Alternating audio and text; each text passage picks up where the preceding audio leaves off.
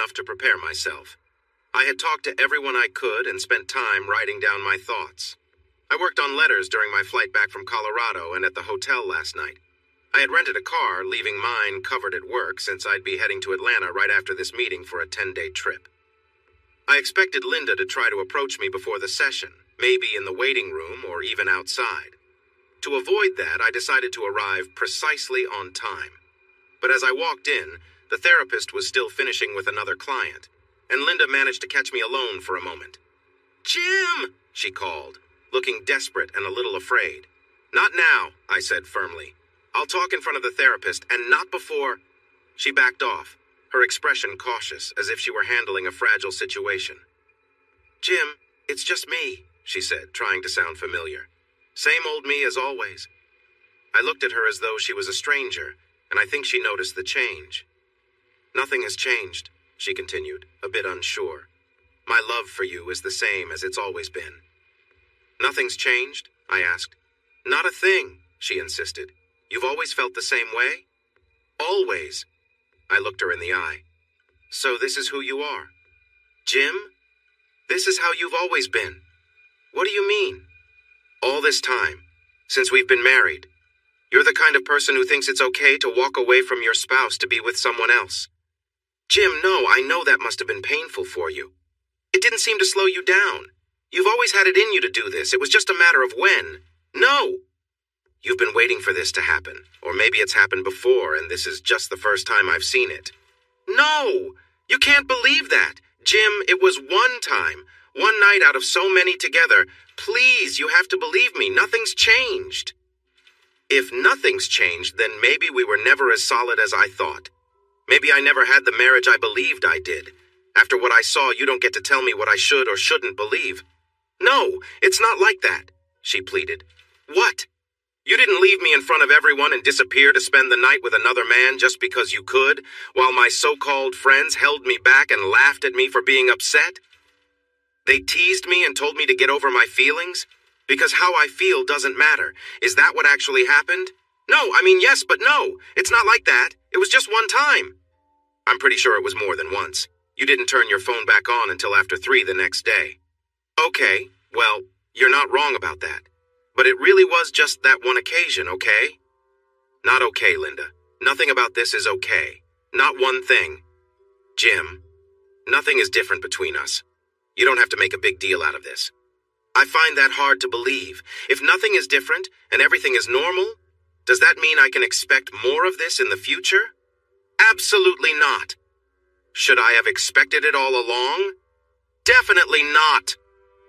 Then it's not normal and you need to stop saying it is."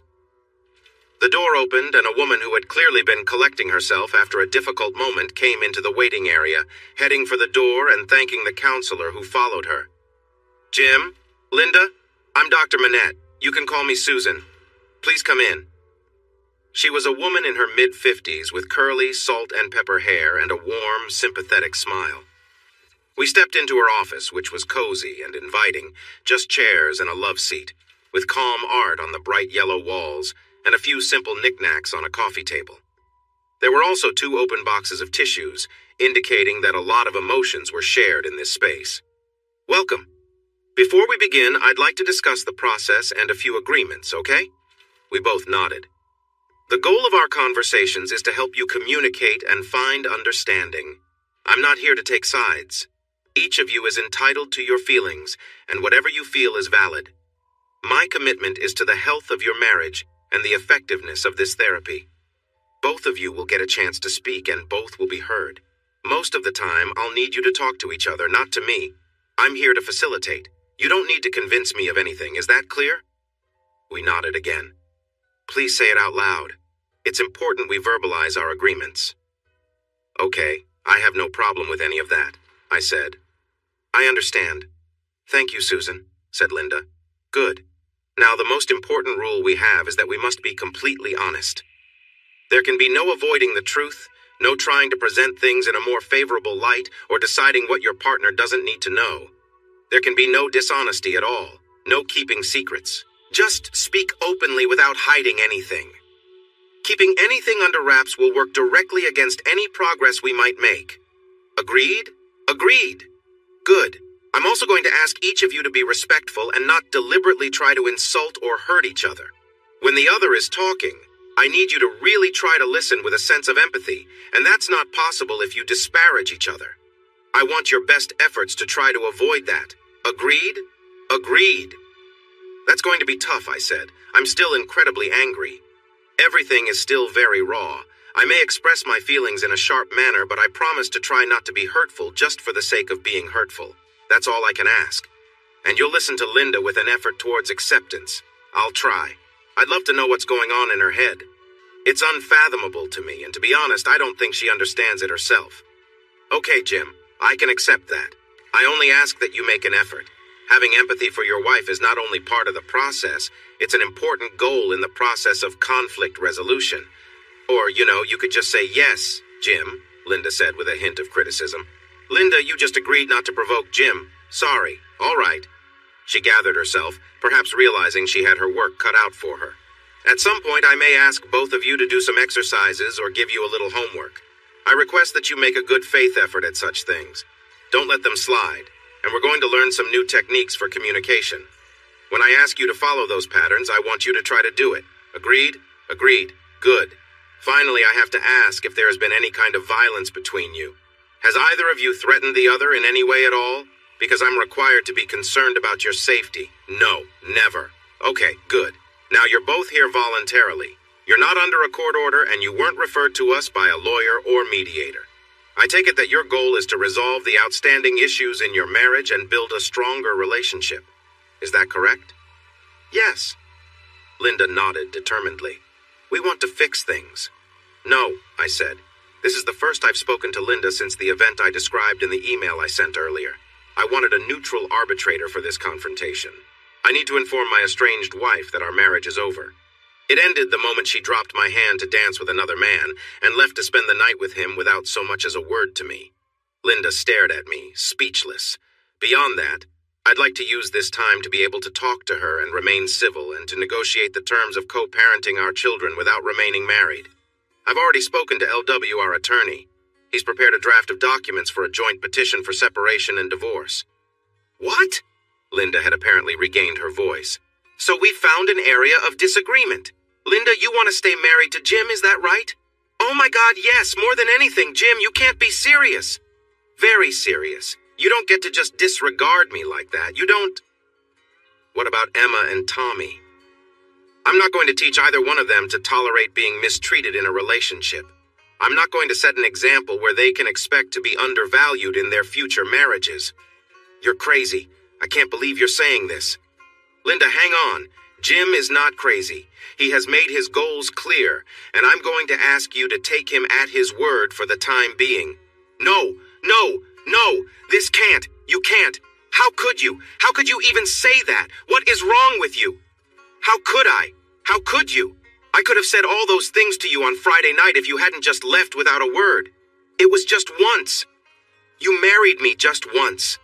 Just once does not mean it doesn't count. It doesn't have to be a big deal, okay? Nothing's changed. I don't feel any differently about you. It had nothing to do with you. We can go right back to how it was if you can just, please, let it go. Can't you see that you're hurting our marriage over nothing?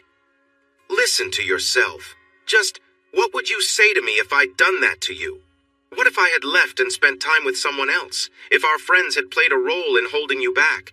Should I have expected you to act like nothing happened? No, that's different, and you know it. Why? Why what? Why is that different? Because you'd never do that to me. I sat there and didn't reply. I just looked at her and watched her for a moment of realization. Please tell me that you're beginning to see the problem, Linda. I knew you'd be upset, all right? I expected that your feelings might be hurt. But you'd get over it eventually. You have to. Because you love me, and I love you. And you do it for the kids. And I'd make it up to you. I'd do anything to make it right. I still will. I'll be the perfect wife. Anything you want, it's yours. Please. Jim, dear Jim, my husband, don't make this any harder than it has to be. I looked at the counselor. You getting this? Yes, I am. Do you want to help her out here? Because I have no idea where to begin? I'm not. Ah, she sighed. Linda, You just said that it would be unacceptable for Jim to do what he just mentioned, to leave you for a night. I'm sorry for what happened, and I wish I could change it, Linda said, her voice trembling slightly. It was a mistake, and I didn't intend for it to occur. Jim glanced at her, the weight of her words heavy in the air. Linda, I'm trying to understand where you're coming from, but it feels overwhelming, he replied, his frustration evident. You're expecting me to come to terms with something that doesn't make sense to me. I know it's hard, she responded softly. I can't express how much I regret it. I never wanted to hurt you, and I realize now that my actions have consequences. I just hope we can work through this together. Working through it isn't easy, Jim said, his tone softer now.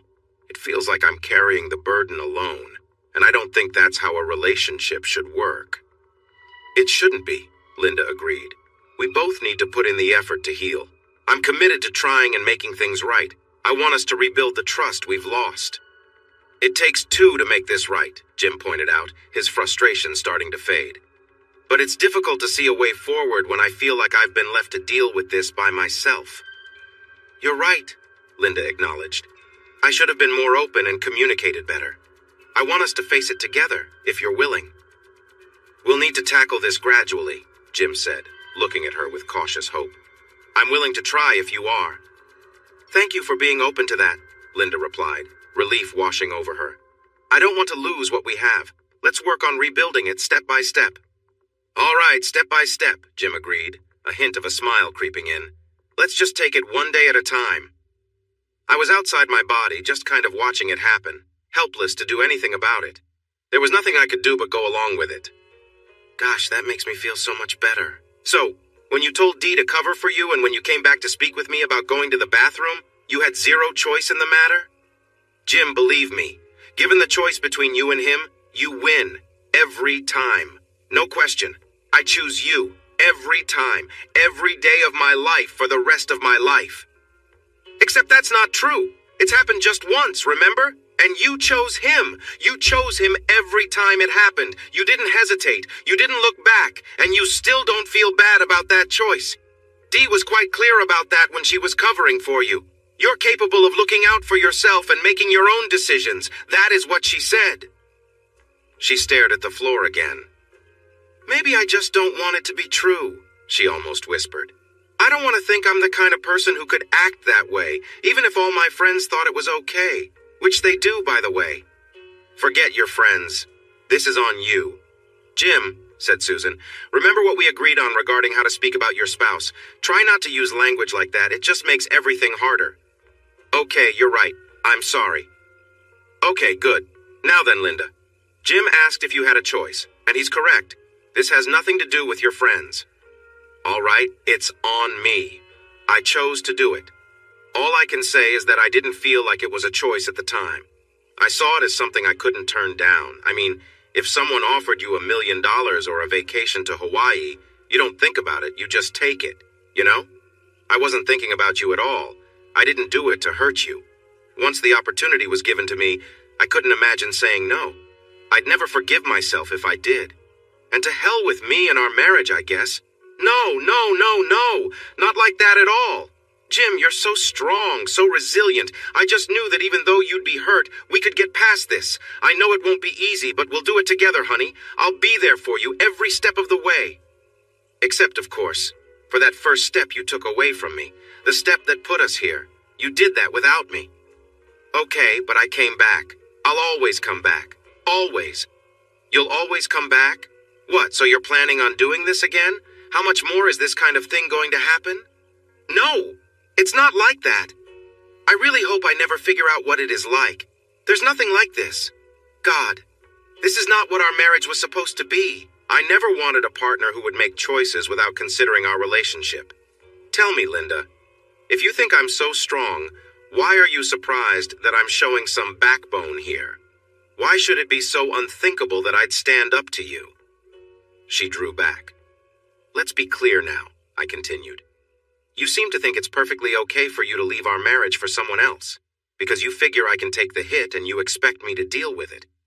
But it's considered unacceptable for me to do something similar, as it would be too hurtful for you.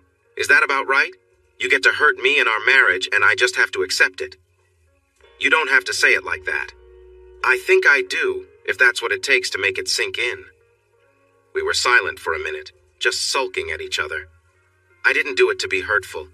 You've got to believe me. I knew you'd be affected. I knew you'd be angry even. I expected you to fight. I was trying to be prepared for it. I was ready to accept anything you'd say. I was ready to take it. I would make it up to you, whatever it takes, as long as it takes. I wanted to be the best partner.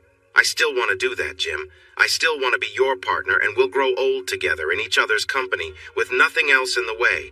I will do anything at all, if you'll just give me the chance. She was weeping openly, her voice catching at odd places. I gave you that chance when I married you, and you let it slip away. No! I can make it up to you. How could you possibly make it up to me, Linda? What could you do? Weren't you already trying to be the best partner you could be? What would you start doing differently? I deliberately had not said, besides not being involved with other people, though I think she heard the implication anyway. I don't know. She sniffled, then looked up at me. I know February was really tough, all right? I was kind of snippy, I admit that. I'd try to do better. You said you were going to do that anyway. That's part of what our night out was supposed to have been, remember? I do. Do you think that trying not to be snippy is going to help repair things? No. Then what do you think would work? Making your meatloaf more often? Dressing up more for me? You must have done special things for him that you haven't done for me in years. Seriously, Linda, I don't see a way back from this. You're already supposed to have been trying. I was too. That's always been the deal. Saying you plan on starting now isn't going to change much, especially not if your best efforts so far have led us here. Jim, said Susan, remember what you agreed to. Try not to be disparaging. Sorry. Right. Okay. You're expressing how you feel, and that's good. But Linda wants to know how she can make amends. What would mitigate the damage you feel she's done to the relationship and to you personally? Be honest. Tell her how you feel. I closed my eyes.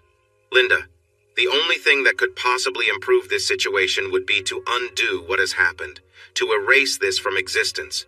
But you can't do that. You wouldn't want to, even if you could. You found validation in it, and it has been a pivotal moment for you. I can see it. It's all you've been focused on. You wouldn't change anything about it. You just wish I felt differently. The only thing you regret is what it has cost you. Here it is. Mark Lavaliere will always be at the center of Jim and Linda's story. Not how we met, not our first date or our wedding or the birth of Emma or Tommy. It's this. He is now the focal point around which our relationship orbits. You left me for someone else without a moment's hesitation and expected me to wait for you.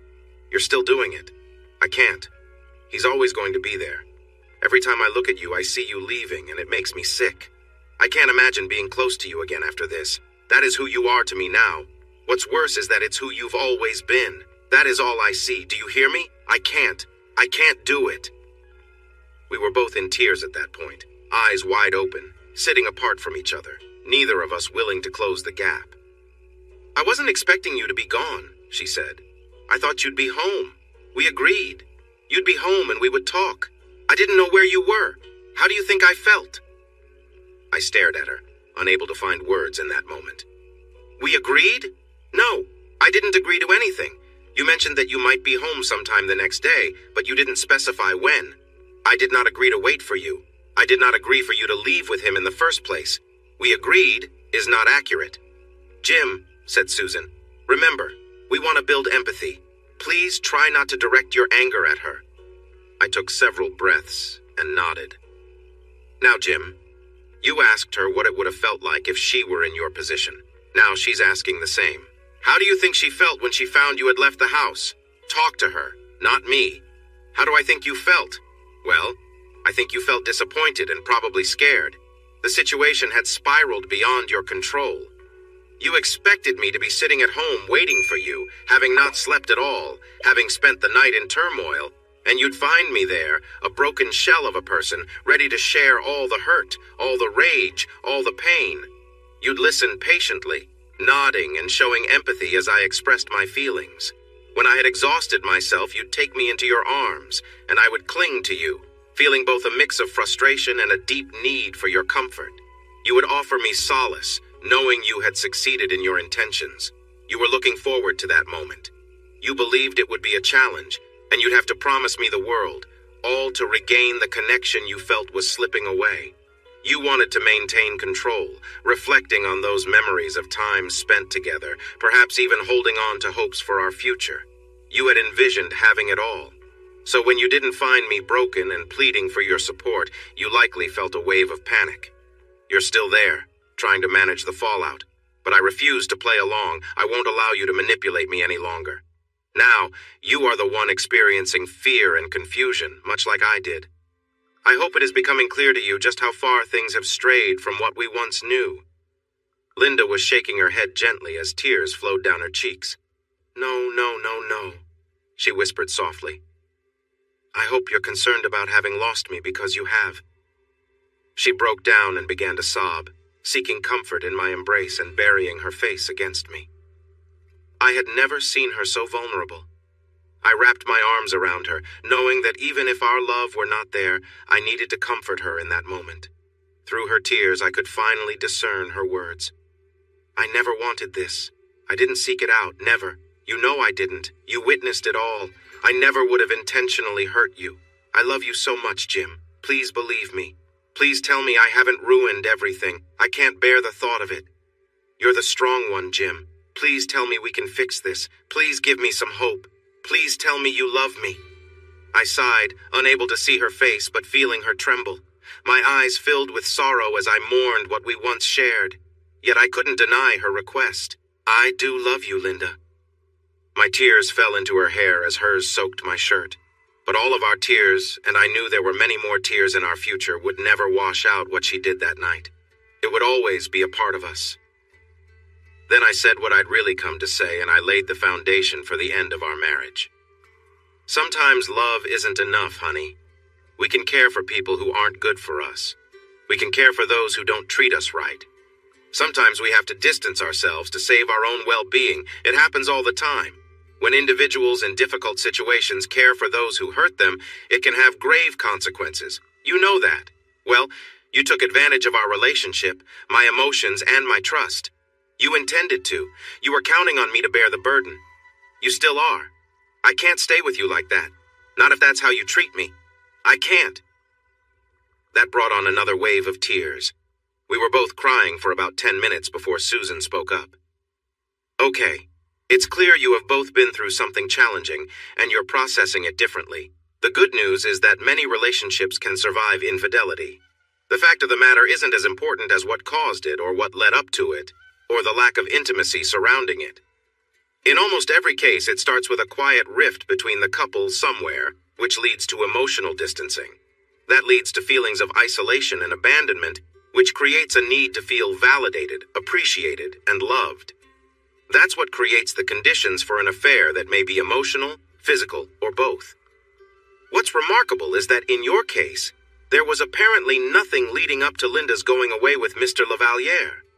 There was no real secrecy about it either. This seems to have happened suddenly, out of nowhere, right out in the open, and each of you is reacting in your own way as your minds and hearts demand. Linda, you are in a state of denial. You've been refusing to acknowledge what happened and consider the consequences. You've been telling Jim that how you feel about him hasn't changed, but that's only one component of your relationship.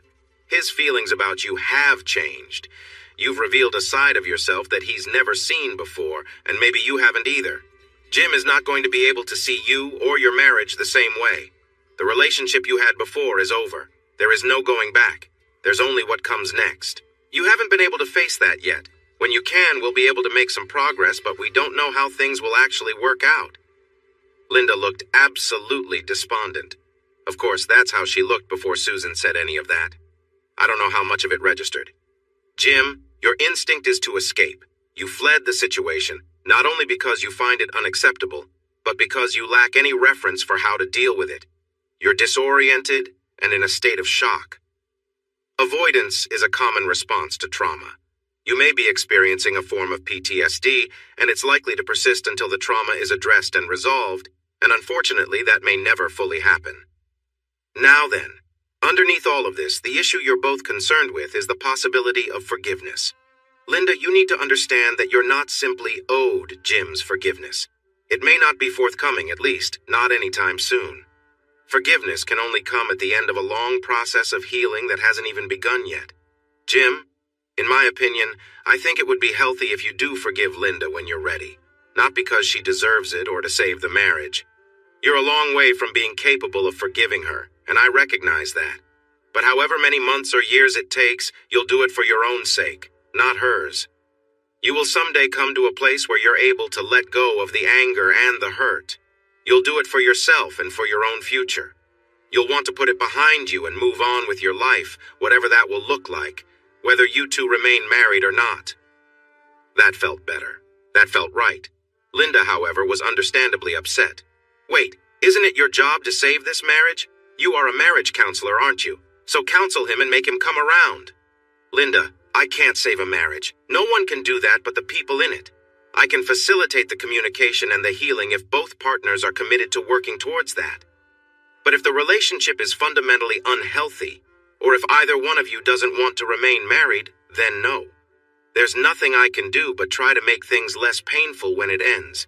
And honestly, with you two, it's too early for me to tell which way it will go. Even if I tried to guess, you might still surprise me. This incident is too raw, too recent, and neither one of you is behaving the way you normally have in your marriage. Isn't that right? We both nodded through our tears, still somehow clinging to each other. Well, believe it or not, this is encouraging. There is common ground between you, and that's what we want to cultivate. Linda, is there anything else you need to say to Jim while you're close like this? Finally, Susan prompted Linda to apologize. She noticed that she hadn't yet. You didn't have to tell my parents. I pulled away from her. She leaned back, clearly upset. That's where we're going now? Fine, okay. Why not tell your parents? It's private, it's personal. It's between us. It doesn't concern them. It wasn't private or personal. You did it in public, at Morrison's, in front of all our friends. You got Dee to help you, and Jane and Helen were defending you.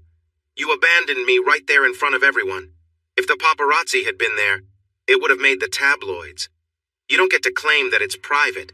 And even if it was, I don't owe it to you to keep your secret. And your parents? They're part of our family. They were there at our wedding. They've taken me in as a son. If our marriage is on the line, they deserve to know. It's embarrassing. You were not embarrassed about it. You were proud of it. You still are. You're going to be sharing it with your friends for the rest of your life. They were all happy for you. Don't bother to deny it. We both know it's true. Why did you have to tell the kids? I had to tell them something, and we agreed to teach them that honesty is important. You shouldn't have tried to turn them against me. I didn't turn them against you. What are you talking about? You taught them to call Mark inappropriate names. That wasn't right. I don't want them saying anything like that. They finally stopped when I talked to them about it. That's not turning them against you. It's making them aware that they shouldn't engage in negative behavior. I have every right to protect them from someone I don't trust. Mark is not who you think he is, and he's not my boyfriend.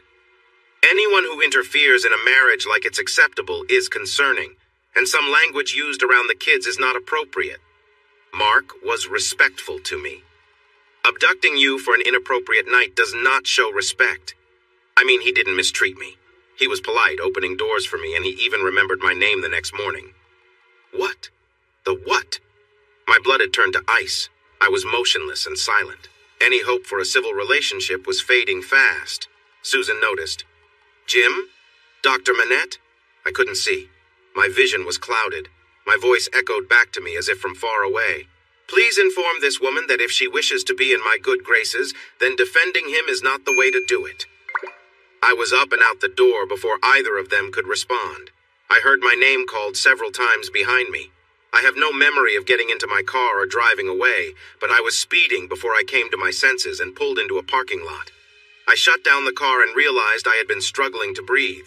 She had said, Jim, your instinct is to escape. No surprise there. If there was ever a moment when I could have lost control, this was it. This felt worse than before. Then I was alone. Now here she was, insisting that I was the unreasonable one, blithely assuming that I needed to be corrected like some child. I was the jealous husband who'd given her every ounce of my love and devotion for 10 years, and he was the good guy.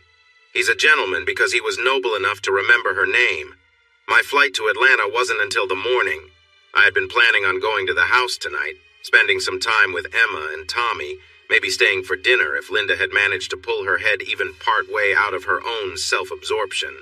Then I was going to spend the night at the airport hotel and be out of town. Well, plans had changed. Emma and Tommy were at daycare. Maybe if I got there right away, Linda wouldn't think to look for me there first. Maybe Susan held her back. But I had to see them. Our home was broken, and nothing would ever be the same. I might miss their entire childhoods. I had to see them before I left, even if there were confrontations. I arrived at the daycare almost immediately. I'm not taking them now, I explained to Jessica as Emma and Tommy swarmed me, hugging my knees and crying, "Do not call my wife. I'm not here, okay? I was never here. I just need to talk to them for a minute." Okay, they're about to have their snacks. Emma and Tommy were both asking where I had been. Tommy echoed his older sister's questions, and they were both teary-eyed. "Emma, Tommy, listen to me." There were tears running down their faces. "Daddy, are you taking us home? Are you going to be home now? When are you coming home with us?" Emma was overwhelmed. "Listen, Mommy was playing with me, like Elsa was playing with Anna when she got hurt in Frozen. Remember? Elsa was casting her ice powers and it caused a big problem." Emma nodded, her face still wet. Tommy followed her lead. "When Anna got hurt, they had to take her out of the castle and go find the trolls. Remember that? The trolls would know how to help. Well, Mommy hurt me not physically, but in a way that made me feel really sad. Do you understand? She hurt my heart, and now I need to find help." I'd been thinking a lot about this. They know that movie well. Maybe they could understand, just a little. Emma looked me in the eye, tears still on her face, and said, "You're not lucky that it was your heart. The heart is not so easily changed, but the head can be persuaded. How did you get so smart? I have a smart daddy. I love you so much. I'm so proud of you, my girl." "But you're gonna go?" "That's right. This is the part of the story where I have to go away and get stronger. I have to leave home and find my friends, like Simba found Timon and Pumbaa, like Merida left home and found her mother, the bear, like Jasmine left the Sultan's palace and found Aladdin and Carpet and the genie eye. This is what's happening now. I have to leave my home and find my friends and heal and get stronger so I can come back. Do you understand? Tell me you understand." She was nodding the whole time I was talking. Disney movies might seem trivial, but they actually provide some kind of moral education. My children had seen them enough to have earned advanced degrees in that subject. Tommy's eyes widened and he exclaimed, "Mark is the bad guy." "He's the villain." Emma was still nodding. "Mommy can't see it. He just wants to ruin everything and take over, and Mommy doesn't know. We have to tell her. That's not how it works. She can't see. She won't listen. She's under his influence." "What are we going to do?" "I don't know." "Wait, Tommy, did you just say Mark?" "Mommy said not to call him that. His name is Mark." "Have you met him? Has he been in the house?" "No." "Emma, did Mommy tell you to say that Mark hasn't been in the house or that you haven't met him? Did she tell you to keep something from me?" "No." "Did she tell you not to say anything?" "No." "You promise?" "I promise. Lying is wrong." "Lying is wrong," she agreed. As I looked back and forth between them, I noticed new information passing between them on their faces. Mommy and Daddy aren't talking. They're saying different things. They don't agree on what's going on. There isn't a Mommy and Daddy right now. There's Mommy and there's Daddy, and they're in different worlds. I have smart kids. "Okay, tell me what she told you about him." "She said not to call him that. She said his name is Mark. He's a kind man." "He is not a kind man. He's not a good person. I don't want to hear you saying his name." "Okay, all right. Mommy can tell you what to call him when she's around, but I'm going to tell you to think of him differently when I'm around. I know it's a strong word, but he's not a good person. He took Mommy away from me, and he's making your daddy go away. I know Mommy says he's nice, but she's mistaken. He's the villain, right?" They nodded. "As long as Mommy believes he's a nice man, he's keeping me away, and we can't be a family anymore. He wants to take you all away and push me out. I can't be your daddy anymore if Mommy loves him. If she's even friends with him, I have to stay away. I saw the weight of confusion and concern on the tiny faces of my children. So young, so wise, so vulnerable. Did she admit that he's someone special to her? She said he's not. She says he's just a friend she knows. What does that mean? Ah, I shouldn't have said that. It's not for you to worry about. It means she knows him like she would know a boyfriend or a husband. You're her husband, Daddy. She seems to have forgotten that. No, Daddy. She knows you're her husband and she's waiting for you to come home. She's so sad, so sad. She cries every day, every day. When are you coming home? When I found my friends and they helped me get strong so I can take on the villain, right? How long is that going to take? I don't know. I'd do it as a montage if I could. What's a montage? That's where they play a song and show scenes of a lot of time passing, but the job is done when the song is over. So do it like that. I'll sing the song for you. I'd love it if you could sing the song for me, but I don't think enough time will really pass while you do. Undeterred, she launched into an enthusiastic rendition of Let It Go, and of course she knew all the words backwards and forwards. Tommy joined in for the parts that he knew, which was most of it. They'd only watched the movie 71,000 times. I've got to go now, I said when she finished. I'll be away for 10 days, in a city called Atlanta. I'll call you from there, but I don't want to talk to Mommy. I'll only want to talk to you, okay? I'll figure out how to make that happen. I love you, you know that? How far? This was something we'd say. To the moon and back again, then to Mars, Saturn, Jupiter, Uranus, and Neptune, and all the way back home again, and all the way back home again. I love you, Daddy. She raised her tiny arms for a hug. I got down on my knees to give it to her. I love you, Emma. I love you, Tommy. All the way back home again, he said, hugging me too. All the way back home again. I could barely see through my tears when I left them to be picked up by Linda at the regular time. With my plans for the day changed, I decided to do a few errands before I made it back to the hotel. Phil was surprised to see me showing up at his workplace. I was surprised to be there too.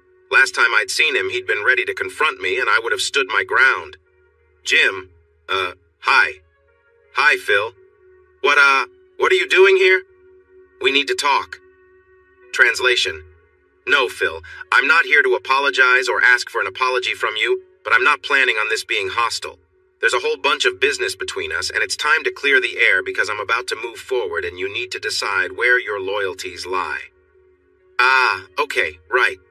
Hey, this isn't a good time. Why don't you swing by the house tonight? Bring the kids. Not that kind of talk, Phil. And it needs to be now, I'm afraid. Sorry. All right, hang on. Debbie? A woman with medium brown hair poked her head up. Hold any calls I get and have James deal with the McAllister thing for a while, all right?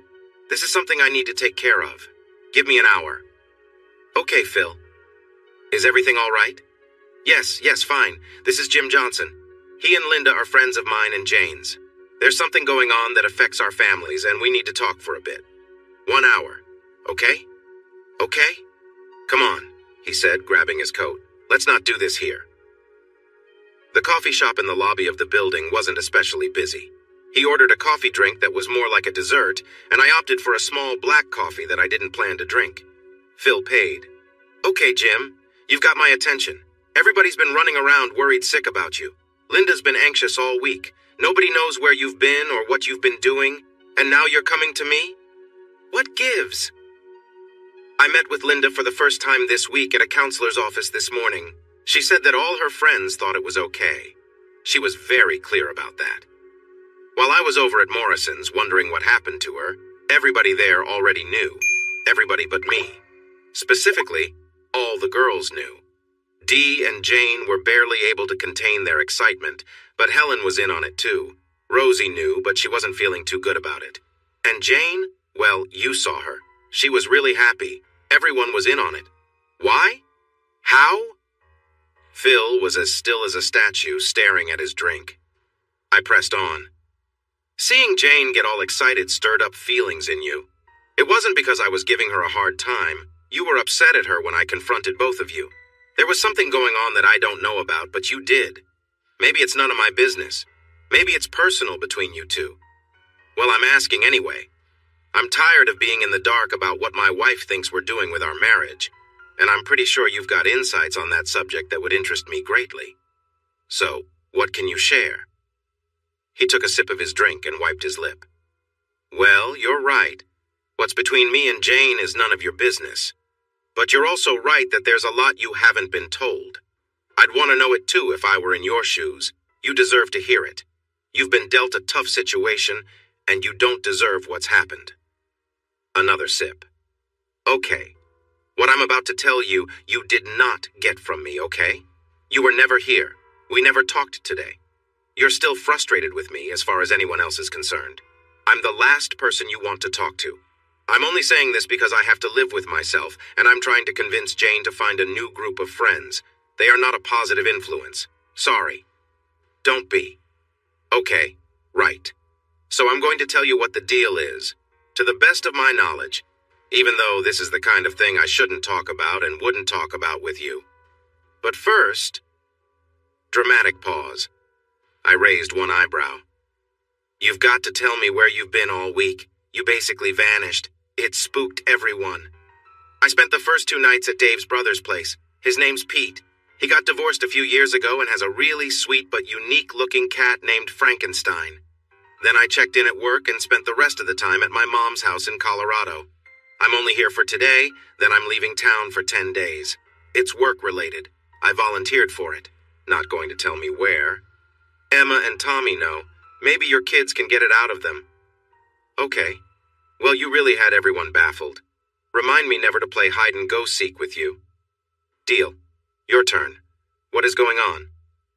Jane and I, he drank more of his frothy drink. We nearly got divorced a few years ago. I didn't know. Nobody knows. Well, the girls do. They talk.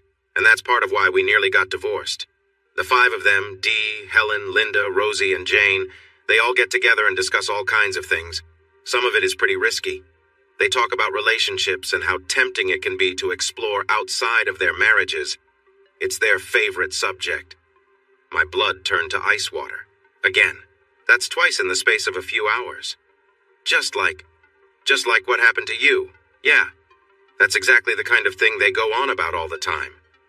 He looked at an empty spot on the table, refusing to meet my eyes. And now it's real. Jesus, Jane would be furious if she knew I was talking about this with you.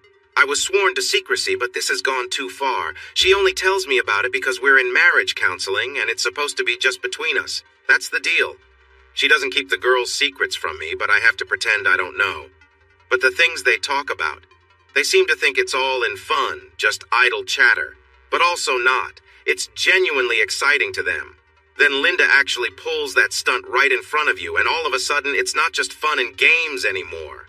I had no idea. Right, and you still don't, okay? You didn't get this from me, remember? As far as I know, the only one who actually steps outside her marriage is Dee. She'll connect with someone for a brief encounter a couple times a year, just because it gives her a thrill. And then she shares it with her friends. It's all I can do to look at Dave and try not to think, you poor guy. He's got no idea. He kinda does. He's been jealous and suspicious for a long time now. As of Friday, he's certain. I spent the weekend talking with him and Pete. Dave's going to divorce her for sure. No way? No way. It's a done deal. He's not buying any more of her excuses. Good for him. Dee's had this coming. No doubt.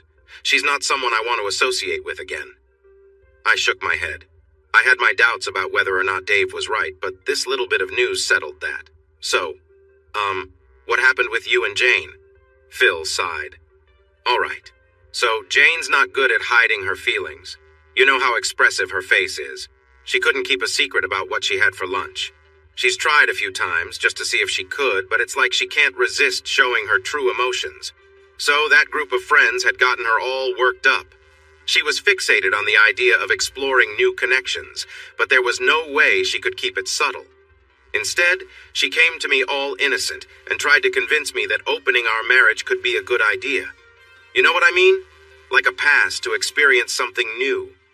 She suggested it might bring some excitement back into our relationship, that perhaps a little variety could deepen our appreciation for each other. She kept using that pleading look, you know, The one she does. Yeah.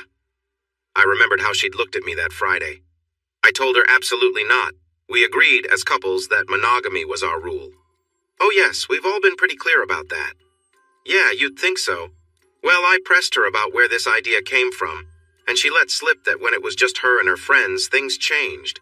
She shared their fascination with exploring relationships outside of marriage and hinted that she wanted to try it herself. It turned out her friends had been giving her advice on how to suggest it to me. Apparently, Dee volunteered to be a kind of buffer for Jane, but the rest of them talked her out of it, saying it would be too complicated. Wow. Yeah. Jane kept asking me to think about it. She tried to persuade me gently, suggesting we shouldn't dismiss the idea right away. I told her I'd need a few days to think about it, and we'd discuss it later. You didn't actually consider it, did you? Not for a second. I thought about it briefly and decided I'm not interested. I took a few days to gather my thoughts for our upcoming discussion. She was on pins and needles, anxious about what I might say. She was sweet and attentive, trying to be the perfect partner. However, I was still furious with her, and I did not trust her. The whole time I was worried she was thinking about another guy. So I sat her down at the kitchen table that Friday and told her I was ready to talk. She appeared eager and nervous. I had 2 big manila envelopes for her. I said she would have to choose one when I finished talking. I said, Jane, I've been thinking about what you're asking me to do, where we're going with our marriage, and I've taken it all very seriously. I'm sorry I just brushed you off before and said no without really considering it. Well, I've considered it, really considered it. And I think that we have an open marriage already, and you just haven't mentioned it. Your friends seem to have influenced you, and I believe there's someone else you might be interested in. Who is he, Jane? How long have you known him, or have you been planning to see him? She tried to deny it and insisted that there was no one else, that she was just curious. I raised my voice out of frustration. I couldn't believe what was happening. I expressed my disbelief and called her out on her behavior. I had never spoken to her that way before, and it was a moment that left a significant mark. She was visibly upset, tears streaming down her face. Part of me wanted to comfort her, but I was overwhelmed with anger. I felt that our marriage was already strained beyond repair. She had dismissed my feelings, and it seemed she was moving forward with her own desires. I know the feeling. I bet you do. He shuddered. Sorry, bringing it back like this. I can still feel it. This was a few years ago, but I don't think I'll ever really be over it. God, I get it. What was in the envelopes? Oh, right. While she was crying on the floor, I opened the first envelope and threw a set of divorce papers at her. I'd already signed the documents and had them notarized. All she had to do was sign them as well, and that would be it. I'd file, and the marriage would end. I said she could have as many relationships as she wanted, but she would not keep me as a husband. I was done, no matter the circumstances regarding the house or children. I thought we were done, Jim. I really believed that was it. Jane is very good at getting what she wants, and if she wanted to see others, then we were essentially divorced already. I was just making it official. What was the other envelope? Blank papers and a business card. I told her that if she had any interest at all in trying to save the marriage, she needed to write down all the actions she'd taken and plans she'd made without my knowledge, such as the names and addresses of those involved, how long it had been going on, and what her future intentions were. All of it. Everything I was never meant to know about, all the discussions she'd had with her friends, needed to be included. The business card was for a marriage counselor I'd scheduled an appointment with for the next day. If she wanted any chance of staying married, she had to write everything down and bring it to the appointment, and I would meet her there in the morning. We might still end up divorced, but that was her only opportunity. I left her there and spent the night in a motel. I had a bag packed in my car and everything. Didn't sleep a wink. I went to the counselor's office the next morning, looking and feeling terrible and wondering if she'd show up. It was surreal. I was in a strange state, wondering whether I still had a marriage or not. It was out of my hands. She arrived looking worse than I did, with all the papers she managed to write on through the night. I was right, by the way. She had someone already chosen, a coworker she'd been close with for months. She said they hadn't really done anything yet, but yes, a hotel room had been reserved. When she saw me that morning, she repeatedly said, "I'm sorry," over and over again. You know, Linda hasn't said I'm sorry even once. Not once. Why not? For one, I haven't been around for her to say it. But more importantly, I think she genuinely believes that she hasn't done anything wrong. I'm the one being a spoilsport. Even now? Especially now. I'm sorry, Jim. Thanks, I guess. Well, that explains a lot. So, are you ready for the hardest part? It gets harder? Yeah, the reason you came to my office. You wanted to know what the girls were up to, beyond their usual mischief. Jane tells me all that now because that's the agreement we made with our counselor. Anything the boys aren't supposed to know, she reports to me immediately. If she tries to keep things from me, our marriage would be in trouble. She understands that. In return, I'm supposed to keep their secrets. I'm breaking that rule now, but Linda made it impossible to keep quiet. They all did, so it's not really a secret anymore. Okay, so what's the hardest part? The reason the girls chose that club and the hotel. There are rumors that Mark Lavaliere, the hometown hero, frequents there and has a way with women. They were looking for that thrill. They didn't think it would happen to them, but it was like buying a lottery ticket. Just the idea of it was appealing to them. That's according to Jane. When it actually happened, they were all super excited. It was just like they had talked about, just like what they had imagined. They were too caught up in it to think about how any of the husbands would react, especially you. I didn't remember much after that. I was just stunned. I didn't remember leaving the coffee shop or driving my car or going to the Willing Mind. But somehow that's where I ended up. I understood why when I went inside and saw Lynn. She smiled and waved me over to the bar. Jim, just you today? Yeah, and I'm not staying long I wanted. I need, sit. Have you eaten? Not much appetite, I'm afraid. How about some loaded potato soup? On the house. You'll want it once you smell it. All right. She bustled back to the kitchen and emerged with an iced tea and a crock of soup. The place was far from busy. She was right about how the smell activated my hunger.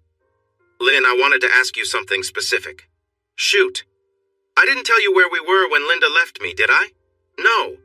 You're pretty well informed about what goes on in this town. When we were here on Sunday, you mentioned that Lavaliere was quite the charmer. Do you know if he has any particular places he frequents? Any special spots where women seeking attention might go? Oh, well, Wait, Jim, do you think this wasn't just a random thing? Do you think your wife was hoping this would happen? I have reason to suspect as much, yes. Do you know where these places are? There's a bar downtown, it's called Cahoots or something. Oh, and the Irish pub, Brennigan's. He's been known to show up there. And on Friday nights, he sometimes goes to that dance hall that's connected to the hotel. They both start with the letter M. Morrison's, the Madison. That's them. He rents out the penthouse at the hotel and takes his guests there. That's the word on the street anyway. 3 guesses as to where Linda and her friends decided to take their husbands that Friday night. Go on. Guess. Oh no, oh Jim, I'm sorry. Don't be. You're corroborating evidence I've heard elsewhere. And you were right about the soup too. Thank you. Hey, any time. You don't know anybody else that this has happened to? Any names? No, but that shouldn't be too hard to find out. I mean, it's happened more than a few times. Keep your ear to the ground about that. Maybe I can start some kind of support group for jilted husbands. Not a bad idea. Of course, if you want to find that, you could just show up at any bar. I snorted. Then I was saddened by the fact that she was almost certainly correct. Next stop? The bank. I needed cash for bribe money. Then, on to the Madison. It was too early to try Morrison's. I doubted the club would even be open yet, but the hotel surely would be. Fortune was smiling on me as I recognized the desk girl from when I checked out on Friday. Robin. That's right. Hello, Robin, I said as I approached the desk. Good afternoon, sir. She'd barely looked at me. Then it flashed on her how I'd known her name from far enough away that I couldn't be expected to read her name tag. She looked up and was plainly startled into the situation. Oh my, I'm sorry, it's you, it's, Jim Johnson. You'll remember me from Friday night. My wife, Linda, ran out on me with Mark Lavaliere. Right. Oh gosh, I'm so sorry about that. You didn't say Mark Lavaliere. Right. You don't seem surprised it was him. No. He does this kind of thing a lot, doesn't he? I really shouldn't say. Because he's an important client, and I'm sure he tips well.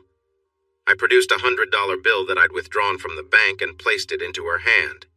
Word on the street is that he rents out the penthouse here and uses it for his interactions with married women. Listen, what you should or should not say is up to you. I get it. This is a hotel. People sometimes stray. Those who stray are an important part of your business. Celebrities are, too. I'm sure that your bosses don't want you to rock the boat, so it's an unspoken part of your job to look the other way. I understand. Don't worry, I'm not going to raise a fuss, and I'm certainly not going to involve you. All I want is just a little bit of information, so I'm not operating completely in the dark during the divorce proceedings. Divorce? I'm sorry to hear that. Yes, she left me and our kids for someone else. Emma is 6 and Tommy is 4. Here, look. I held up my phone with a picture of all of us together. Our family is breaking up because of another person. Apparently, he's known for it. I didn't know that on Friday. He must have a very good reputation, and a lot of people are enabling it. I hadn't been planning to cry, but I couldn't stop myself. I couldn't hide it. I'm not that good of an actor. Oh, sir. Just Jim. I just need to know. He was here, wasn't he? He took her to the penthouse that night. That connection between this place and Morrison's, that's part of it, isn't it? You shouldn't say. Yeah. How often does this kind of thing happen? How many marriages has he broken up? How many families has he affected? I really don't know, Jim. I'm sorry. More than just mine, I'm sure. Ah, yes. Look, you're right, okay? I'll get in trouble if I say anything more. Then don't. Just tell me if I'm wrong. Hang on. She scribbled something on a small piece of paper and handed it to me. She spoke quickly and softly. There's an app called Smoke Signal. It's for secure messaging. The communications vanish after you see them, and you can't take screenshots. I wrote my username down for you. I can't be on my phone at work, but I will get back to you if you message me. I can't do this in person. I can't say anything out loud. It would mean my job. Okay, Robin. Thank you. Thank me later. Have a good day, she said in a louder voice for anyone who might be listening. Next stop, Morrison's. It was still early, but maybe I'd get lucky and see someone who was working there on Friday night. On the plus side, there probably wouldn't be any bouncers. I doubted I'd have any better luck with the manager. He or she had to be in on it, too. No luck. That bartender who looked at me funny was not there. None of the staff looked familiar. It was so early that they were probably only half-staffed. Only one of the busboys looked at me with any curiosity. I discreetly pulled out a bill from my wallet and approached him. You're that guy, he said. Friday night. You made quite the scene. Guilty. I shook his hand and he took the bill. Not here, he whispered. I have a break in 20 minutes. Meet me out back around the corner from where the guys are smoking. Thank you. I left before anyone else noticed me. 30 minutes later, he showed up. Sorry, he said. Got hung up. Didn't want to look too eager to leave. I get it. Look, my wife left with Mark Lavaliere that night. That's why I was so upset. Yeah, I know. He does that a lot. Friday. She had dark hair, wearing a blue dress, right? That's her. I saw them going towards the Madison. I hear that's where he takes them. Yeah, I figured that out already. Look, what I need to know is, do you know anybody else that he's done this to? Any names? No. I don't even know your name, mister. Jim Johnson. I'm Jeremy. So, I guess you're wondering why he went after your wife, specifically. Well, yeah, now that you mention it, that's easy. You were the happiest couple there. The way you were with each other. The way you looked at each other. Your friends all obviously admired your relationship. That's what got his attention. He seemed to target you both as a couple. It was like a challenge for him. That fit. So, Mr. Johnson, anything else I can help you with? Actually, yes. I need to know when this happens again. With Linda or with anybody. If I give you my number.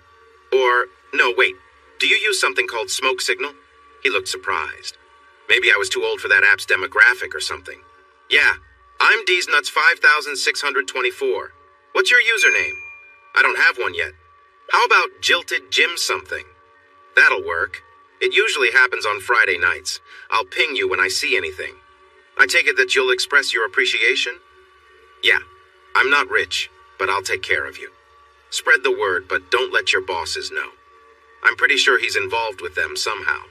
No problem. Most of the people who work here dislike the management anyway.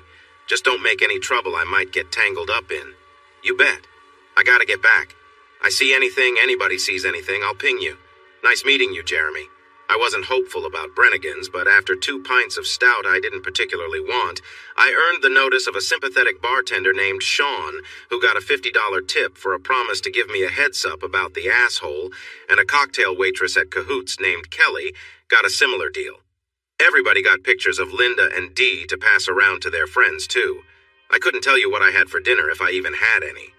I checked into the airport hotel, downloaded the Smoke Signal app, and created the username Jilted Jim 2681. I sent a message to D's Nuts 5624 and Rockin' Robin 2558 to say hi and get in their contact lists. 1234 good for you was Sean, and Kill Ya Quick 7777 was Kelly. I got brief acknowledgments from everybody, and the messages later vanished without a trace, as promised. I couldn't use anything they sent me as evidence, but at least I had something I didn't have before. I also saw that Linda had been sending me messages again. I deleted them all without reading them. I knew what she'd be saying to somehow fix this unfortunate mess, which was not her fault, followed by promises to make everything right. Finally, she'd try to persuade me to move past my concerns and accept my situation as her husband, whose feelings didn't seem to matter. Again. I also knew what she would not be saying. I'm sorry. I regret what I did, and I really wish I hadn't done it. I can't imagine what you're going through, and it's difficult for me to accept that I caused it. Yeah, nothing close to that was ever going to come from her. I lay back on the bed and stared at the ceiling. I was on top of the covers, fully dressed with my shoes kicked off, knowing that no sleep would come to me that night before I had to fly to Atlanta. I was blessedly wrong, and almost missed my plane. Removing myself from the city, and from the whole situation, was perhaps the smartest thing I did at the time. All of a sudden, my problems were literally 1,000 miles away, and I had something to concentrate on besides the overwhelming negativity that had consumed me for the past week. I spent most of Friday and Saturday going over the files Larry had given me, and I thought I saw where most of the problem areas were. Also, the hotel had a small gym, and I remembered Pete's advice. I had nothing else to do, so I walked on the treadmill and tried some of the exercises described in little pictures on the machines. There was a rack of free weights, too, but I didn't really know how to use them. I just did what I thought I should, got tired and sore, then stopped. On Sunday, I called LW. He asked how things went with the counselor, and I laid out the whole interaction, more or less, right up to the point where she called someone quite impressive. Impressive, you say? I could hear the old man's eyes twinkling. That's what she said. At that point, my mind couldn't process it, and I had to leave the room. Well, for what it's worth, she might be more correct than she knows. That's not a good thing, mind you. Did you know that the word chivalry comes from the French chevalier, which literally means horseman, from cheval, the word for horse? Of course, it specifically means knight, and it is in fact a title of nobility and armored man upon a war horse, with the powers and privileges enjoyed by agents of the king or the local lord. We could also be talking about a knight-errant, who simply wandered around everywhere, doing whatever they pleased, whenever they pleased, to whomever they encountered, with free license to do so. They even staged crusades to reclaim the Holy Lands for Christendom lands that they had no legitimate claim on whatsoever. They moved across what we now know as the Middle East, harming many along the way and taking what they wanted. They believed they had God's favor, while those they encountered were seen as misguided in their beliefs. They acted with a sense of entitlement, convinced of their own superiority.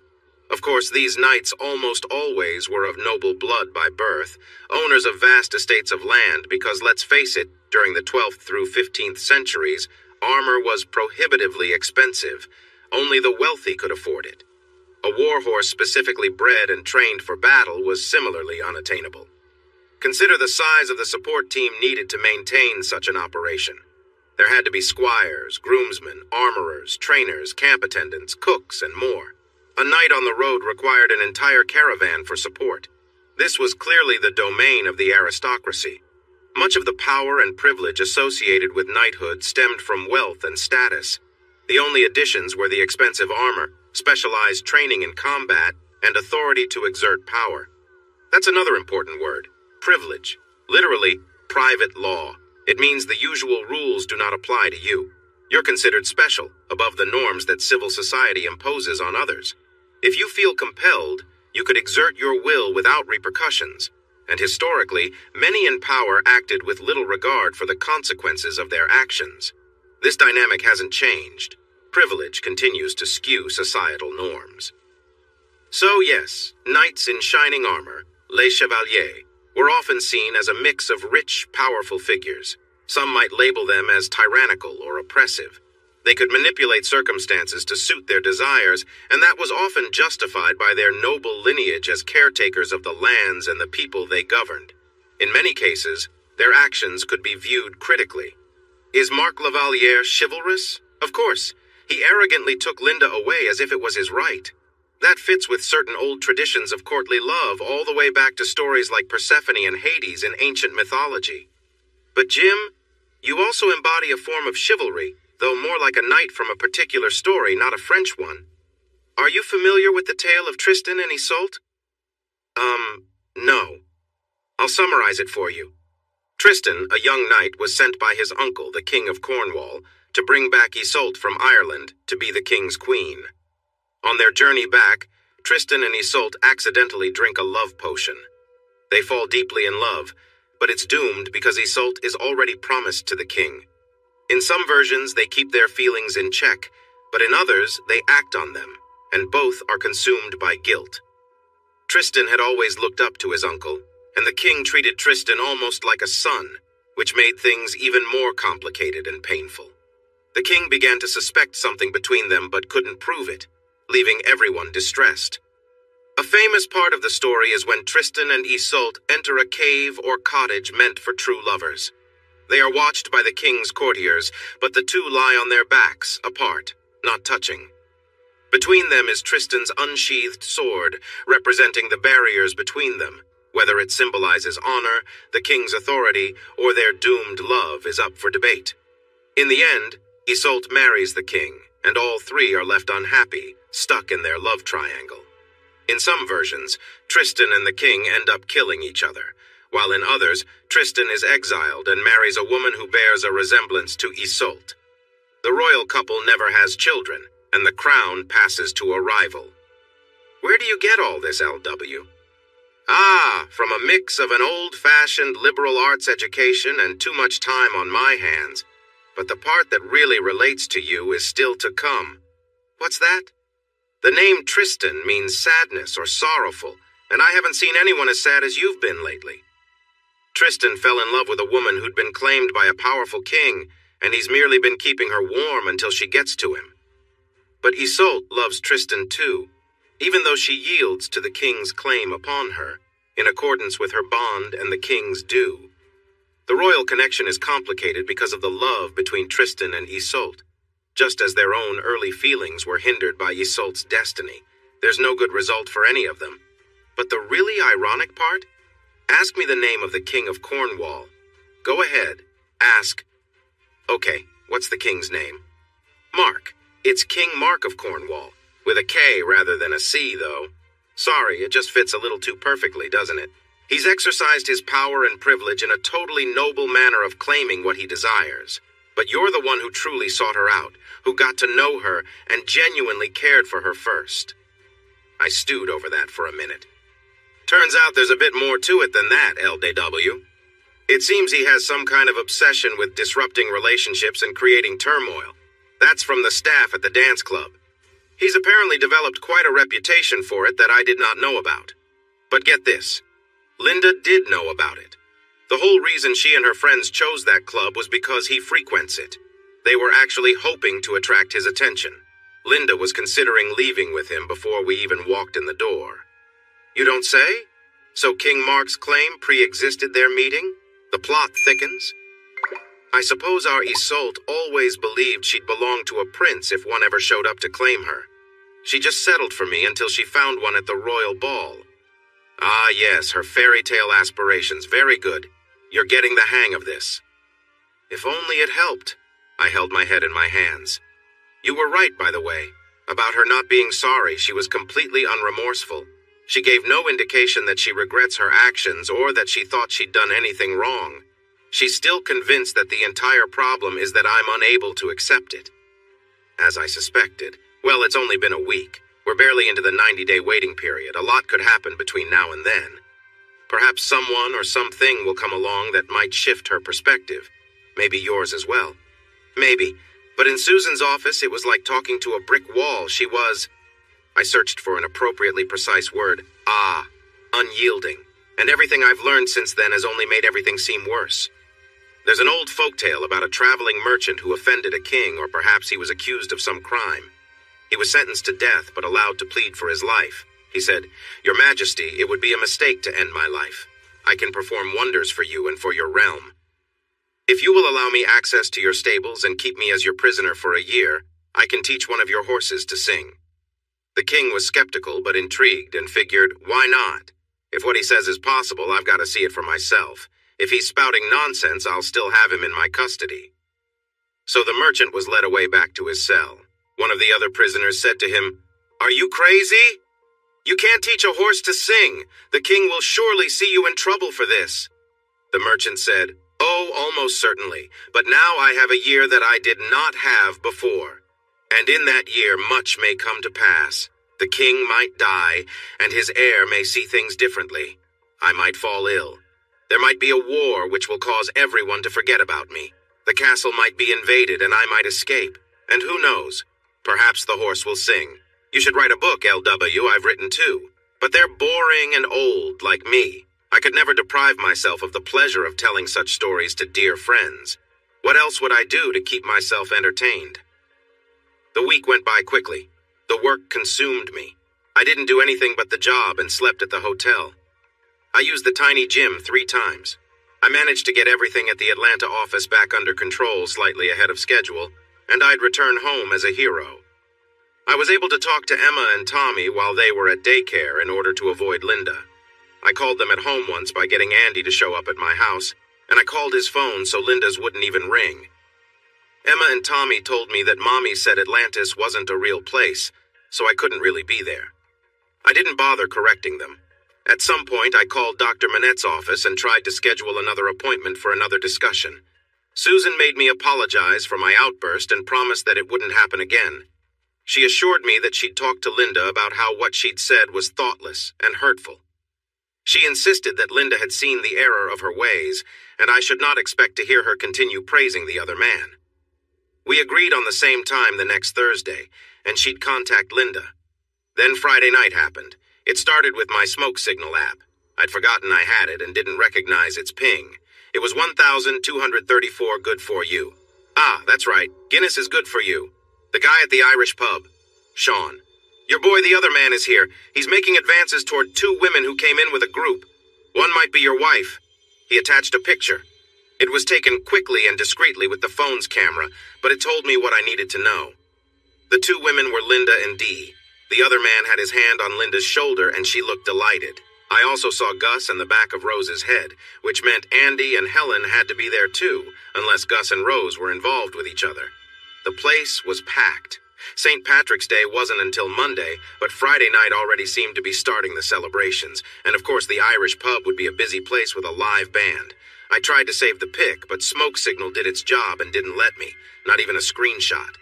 I smoke signaled Sean back. "Thank you, Sean. Yes, that's her. I'll make it worth your while. Good job and good luck tonight. I'm sure you're busy." I sent him another $100 through Venmo and wondered if any of my so-called friends were planning on informing me about this. My mind raced with possibilities, but I felt paralyzed about what to do. Find the kids? Tell Nana and P-Pop? Tell Linda she's been caught? Inform Dave? He deserved to know. Should I let Phil know? Or should I keep this to myself and set up a trap? If I called anybody at all, I was sure the news that I knew would get back to Linda. I was still troubled by all of that when Smoke Signal dinged again. Rockin' Robin, 2,558. I'm sorry, Jim. Mr. Lavaliere had the penthouse reserved, and he just arrived with your wife and another woman.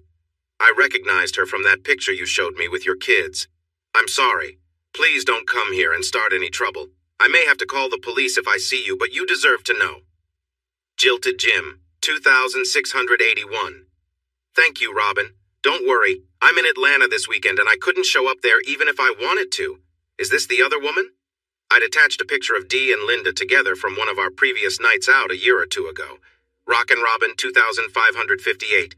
Yes, that's her. I'm sorry. For what it's worth, this is unusual.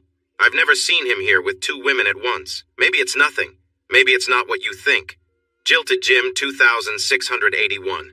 Thank you, that's very kind of you, but I'm certain that it is what I think. Here you go, check Venmo. That's for your trouble.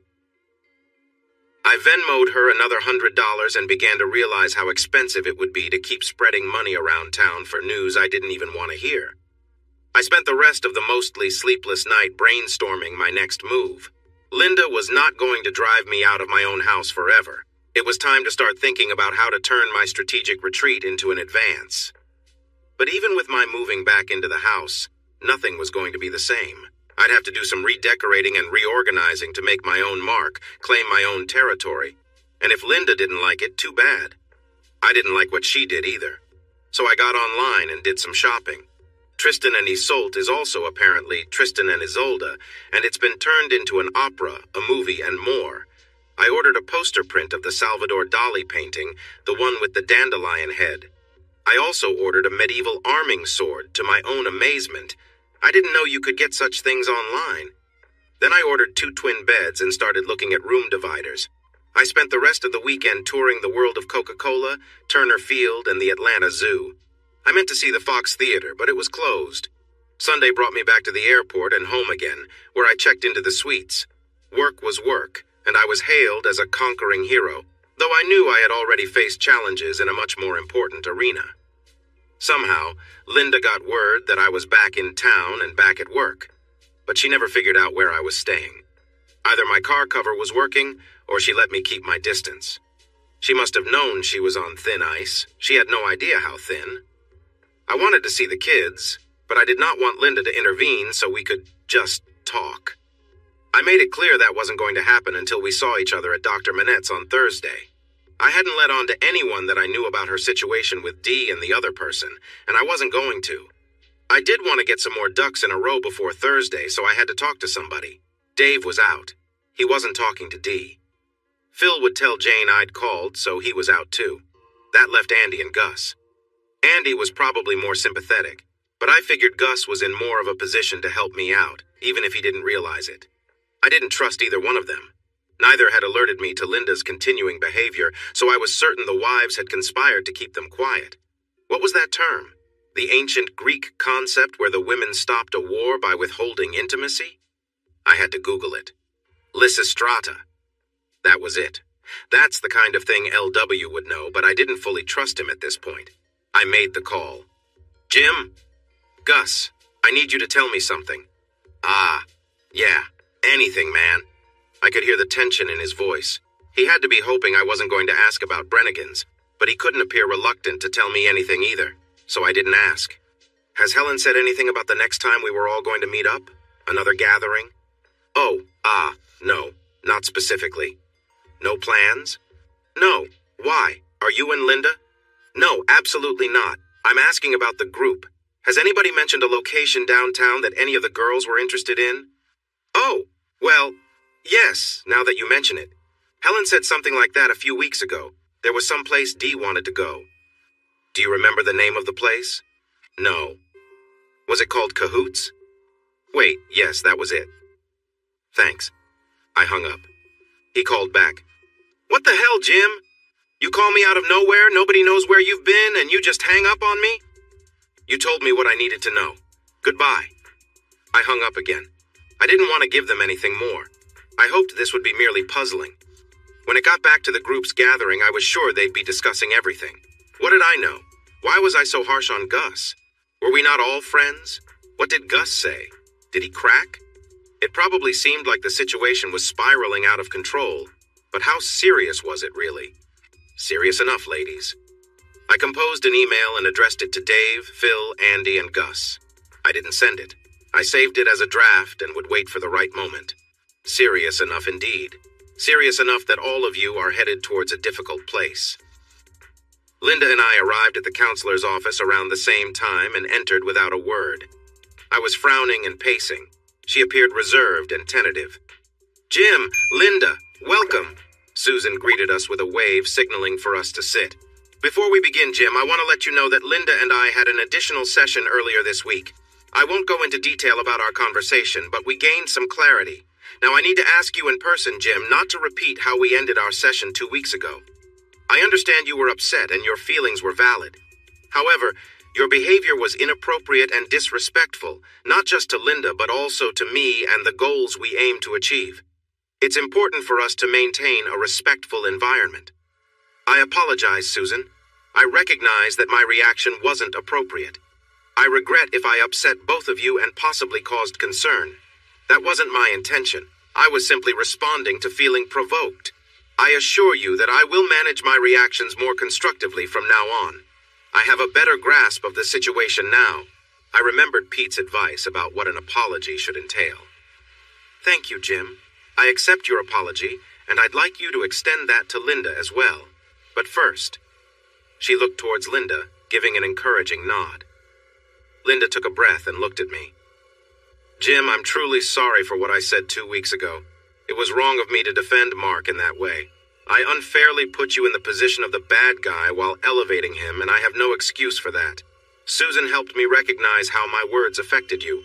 You are my husband, and I should be on your side. I understand that now.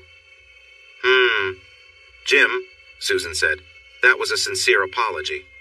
There's a key term, apology. However, Linda, it hasn't gone unnoticed that you have yet to acknowledge what led to all of this. What do you mean? Linda seemed genuinely perplexed. When we met here 2 weeks ago, you never said "I'm sorry" to me. You didn't express any regret for the actions that contributed to our challenges. Your actions weren't the main issue in our marriage. My reaction was, "That's not true." Susan. I leaned back. Susan looked between Linda and me, taking a moment before speaking. Linda, I'm sorry, but Jim's feelings are valid. I reviewed my notes before our meeting and noticed some patterns in your behavior. He has a reason to express what he feels. No, that can't be true. We discussed this in your session. I said I was sorry. All those calls, all those messages.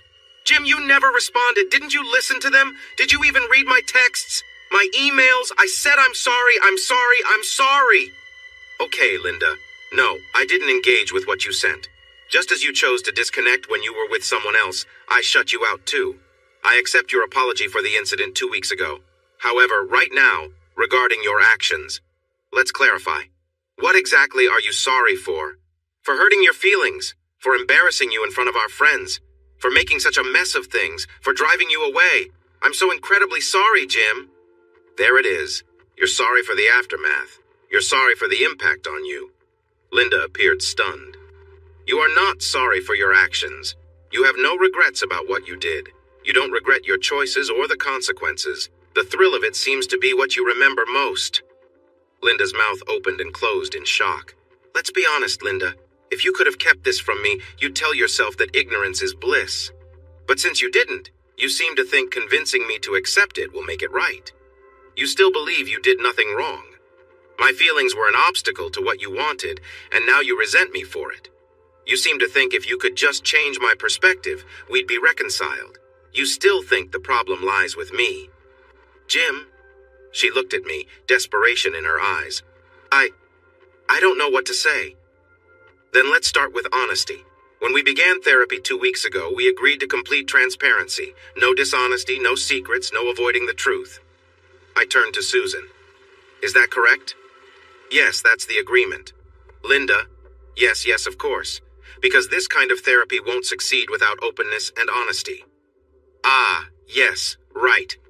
When you two met on Tuesday, did you discuss what happened at Brannigan's Irish pub on Friday when you and Dee were out with the gang for an early St. Patrick's Day celebration?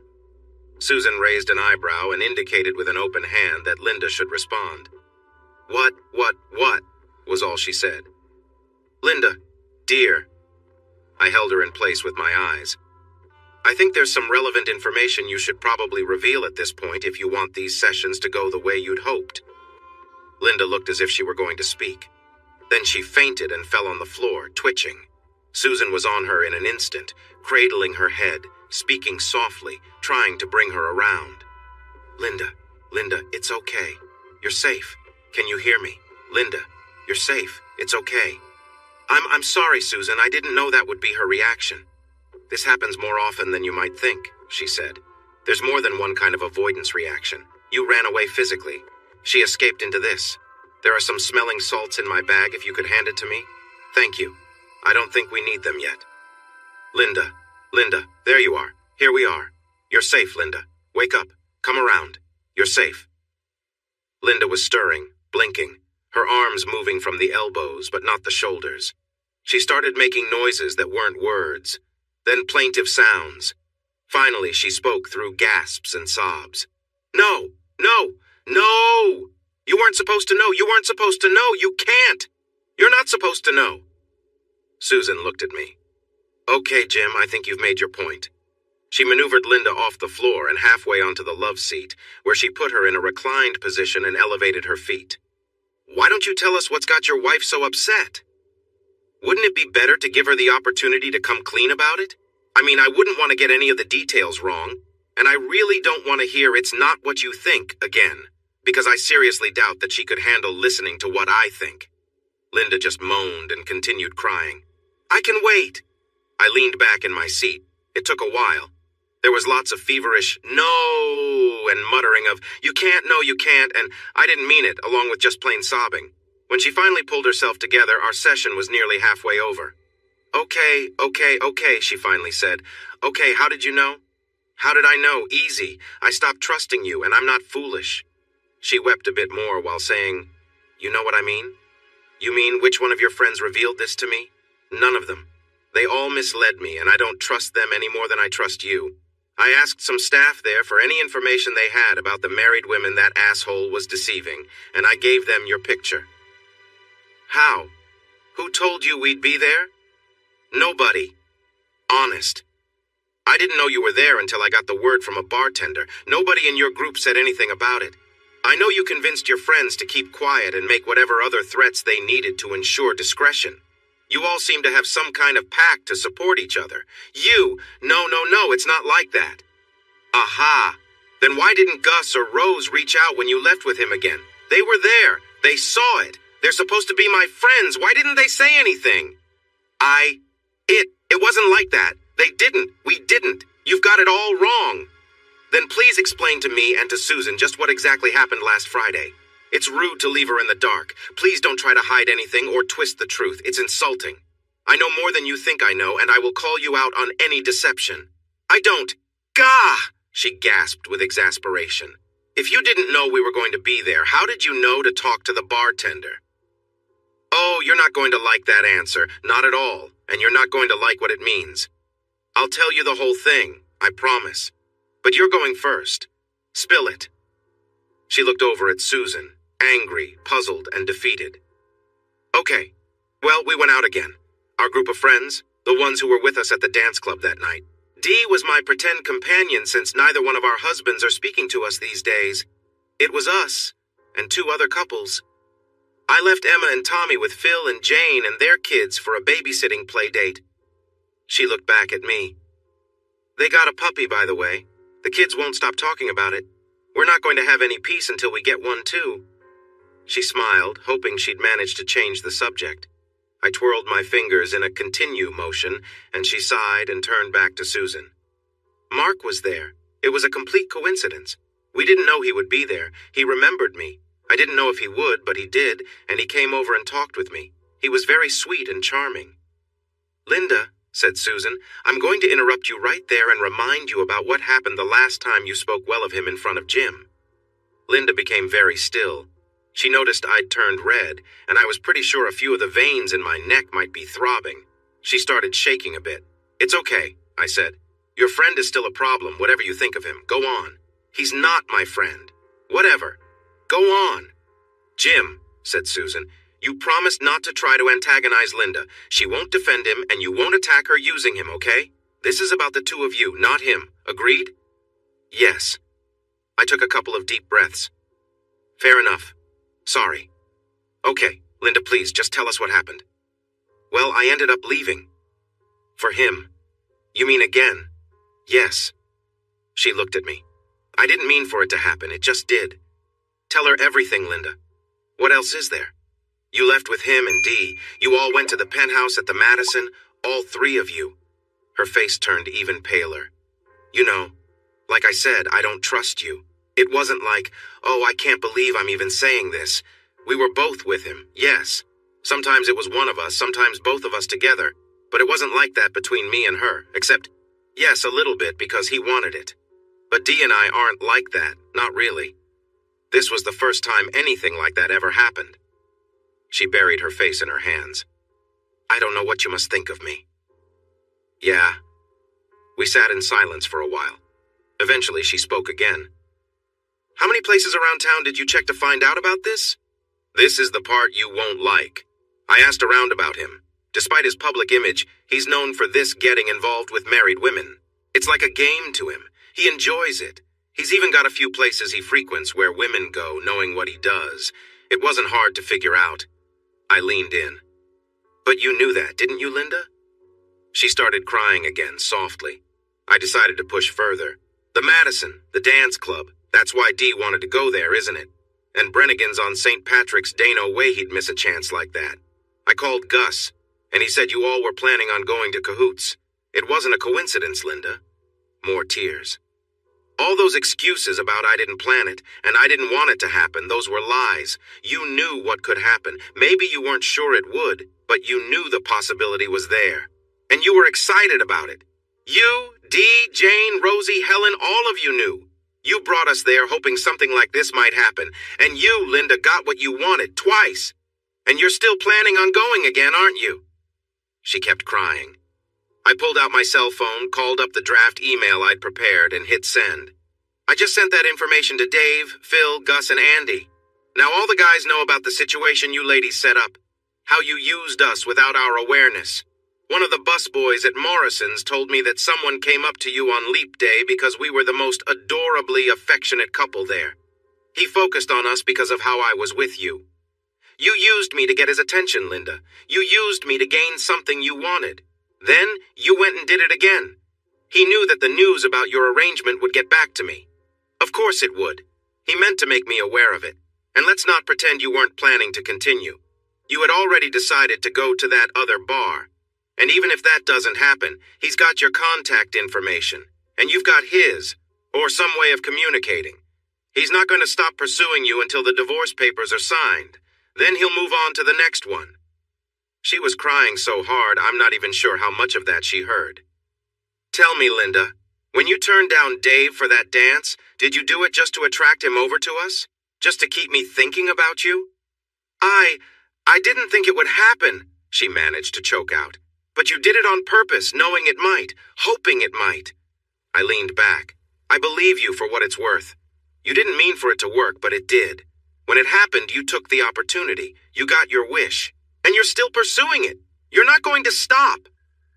I stood up. Susan moved as if to try to prevent me from leaving, but I waved my hand to show her it wasn't necessary. I just wanted to stand, to think, to speak. The worst part is that you keep trying to play me for a fool, Linda. Sure, you don't know what you're doing anymore. It's gotten way out of hand. I get that.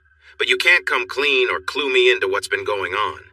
You keep insisting that you're innocent, that something beyond your control caused this. You want it to look as if you couldn't help yourself and don't know how it happened. That is not true. You know exactly how and why we're in this situation. You're deeply involved in something that hasn't ended well. You've been untruthful to me, and now you have no idea what to do, and I'm out in the cold.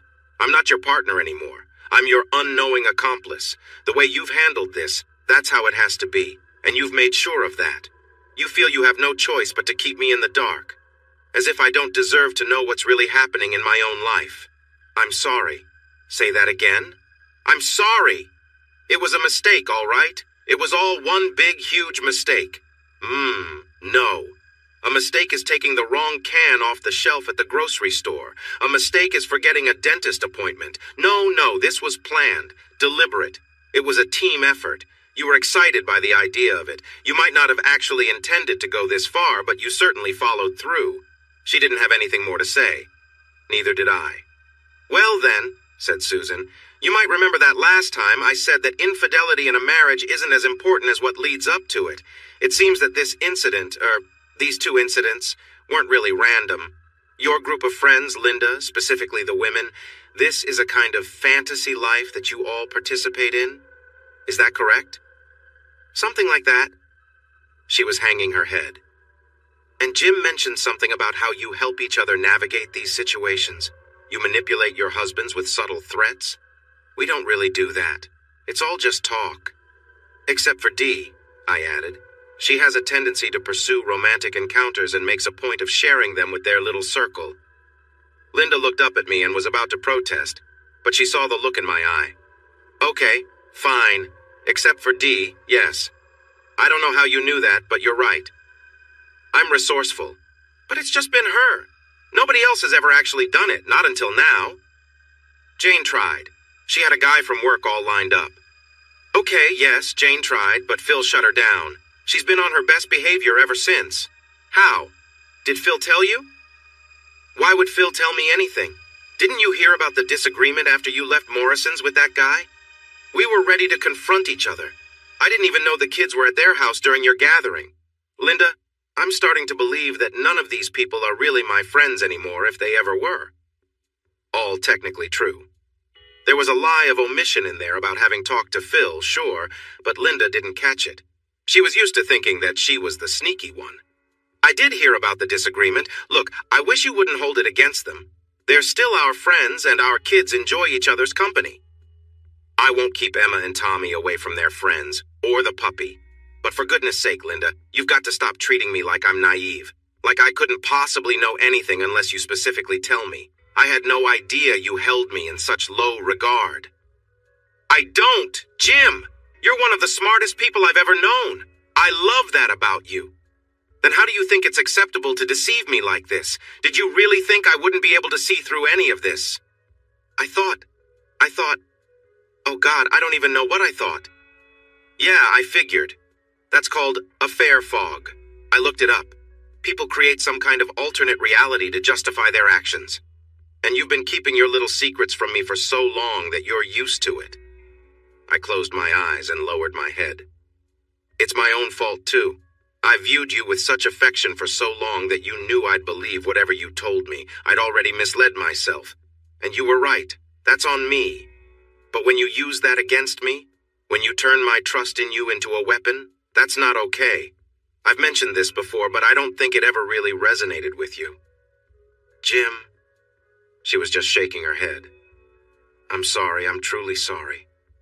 About all of it this time. I should never have done any of this. I know I'm deeply regretting the consequences, but I also know I was wrong.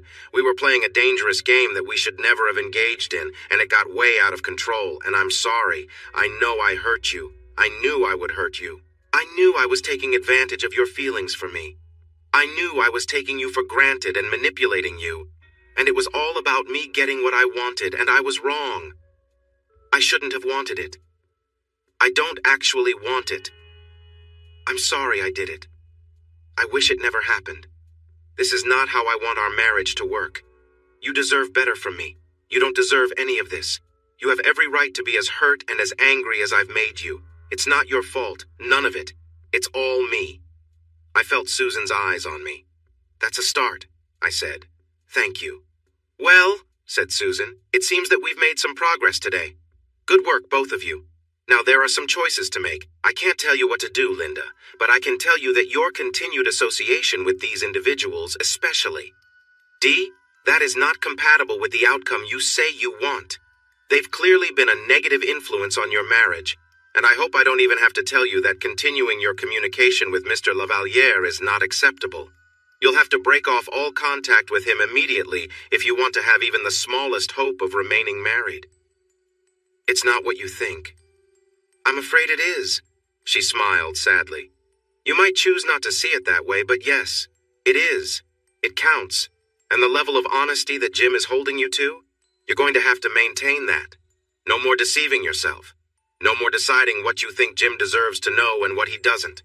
It's far too late to keep playing those games. I understand that now. And Jim, you're going to have to figure out how to move forward. Are you finished running away yet? Mostly. I think I want to move back into the house. Linda's face lit up with surprise. Not in that way, Linda. For the kids. There are going to be changes, specifically our sleeping arrangements. Also, I won't be there full-time, neither will you. Did you look at the paperwork LW prepared? No, I still don't accept any of that. You're my husband. All the way. Forever. You're stuck with me, mister. She smiled, hoping to charm me. A month ago, it would have worked. This time it didn't. She could see it in my face. There's clearly still a lot of work ahead of us, said Susan. But as I said, it's a good start. My next appointment should be here now. Linda? Is next Tuesday all right for you again? She nodded. I'll want to see you too, Jim, one-on-one. When are you available? I've got some stuff to arrange. I'll call you tomorrow. I'll expect that. She stood up. Again, good work. Miles to go, but we're moving in the right direction. I met my family at home for dinner that night, which surprised everyone, including me. I'd called ahead and rang the doorbell at my own house, which felt strange. Emma and Tommy rushed to me like a whirlwind, instantly surrounding me with their excitement. Daddy! Daddy! Daddy! They were eager to tell me all about someone named Charlie. It took me a moment to understand they were talking about the Nessmans' new puppy. Jim, this is your home. You don't have to ring the bell. Linda was dressed nicely, an inviting smile on her face, but it felt a little forced. Maybe it had always been that way. I focused on Emma and Tommy, who continued to chatter about everything they could think of. Charlie the dog. Emma said this, Tommy said that, and how we needed to get a puppy too, naming him Sven like Sven in Frozen, even though he's not a reindeer. Amid the joyful chaos, Emma asked me, Did you find the trolls, Daddy? Yes, honey, I found the trolls. Some of them anyway, not where I expected, but I think I can find more. So you're strong now. You can defeat the villain and come home. Something like that, yes. I can come back home, kind of, but the villain isn't beaten yet. Linda watched us and suddenly realized who the villain must be. She stepped back towards the kitchen, mentioning that dinner was almost ready. It was meatloaf. I really did love her meatloaf. Throughout the meal, Linda and I barely spoke to each other, as the kids were eager to keep me engaged with their lively chatter, even if it was about the most mundane topics. I'm sure they could sense the tension between their parents, and were doing their best to run interference between us. Eventually, they wore themselves down and insisted on watching Frozen with me before pajamas, toothbrushing, story time, and bed. I managed to mostly avoid Linda throughout the process, and I'm sure she was aware of it. 3 hours later, I was ready to head out. Jim, you don't have to leave, said Linda. We haven't really gotten to talk. I kind of do, I replied. Look, I'm going to come by later and move some stuff around before I'm back. Things are going to be different. We're not going back to how it was. I understand that, honey, I really do. She was careful about how she said honey. She wanted it to be casual, relaxed. It was a deliberate slip, meant to seem natural. It was a calculated risk on her part, and we both knew it. But it's been hard with just me and the kids here. I've basically been a single parent for almost 3 weeks. It's a lot of work, and I'm so lonely. I need you here, Jim. We all need you. The kids need their father, and I need my husband. Okay, those are 2 different conversations. All right, I guess I suppose that's fair. But it doesn't change the fact that both are true. Look over the papers from LW, you'll see how this is going to work. Seriously, Jim, you can stay here tonight, please? Oh no. Linda, there is no way on earth I'm staying in this house tonight. And even if I were, there is no way I would consider being close to you. Emotions aside, it's just not safe for me to even think about it. What? What do you mean? Haven't you even thought about health risks? The situation you were in was complicated. How many partners has he had? Do you even know? You need to be cautious and think about what measures you took to protect yourself. Linda blushed. Must you embarrass me like that, Jim? Mark is an athlete. He has to be clean, I'm sure of it. Yeah, I'm sure that's what you would have thought, but it's something to be more careful about. These things can be hard to detect. You could have something for years without even knowing. You should really consider seeing a doctor. She had the decency to look at least a little bit ashamed. Now that I'm thinking of it, D2, how many anonymous encounters has she had? You're on the hook for all that as well. You've been exposed to countless individuals engaged in unwise behaviors. So no, Linda, I'm not getting anywhere near you. Not now, not tonight, not this week or this month or any time in the foreseeable future. The thought of it still makes me uneasy, and I don't want to have anything to do with that situation. Shame on you. I guess nothing takes the edge off your fantasies like the thought of serious consequences. Linda was still upset when I left. The next day was a busy one. I slept fairly well at the suites and made an appearance at work the following morning. At 10:30, long after Linda would be at work and the kids would be at daycare, I made my way to my house with all that stuff I'd ordered.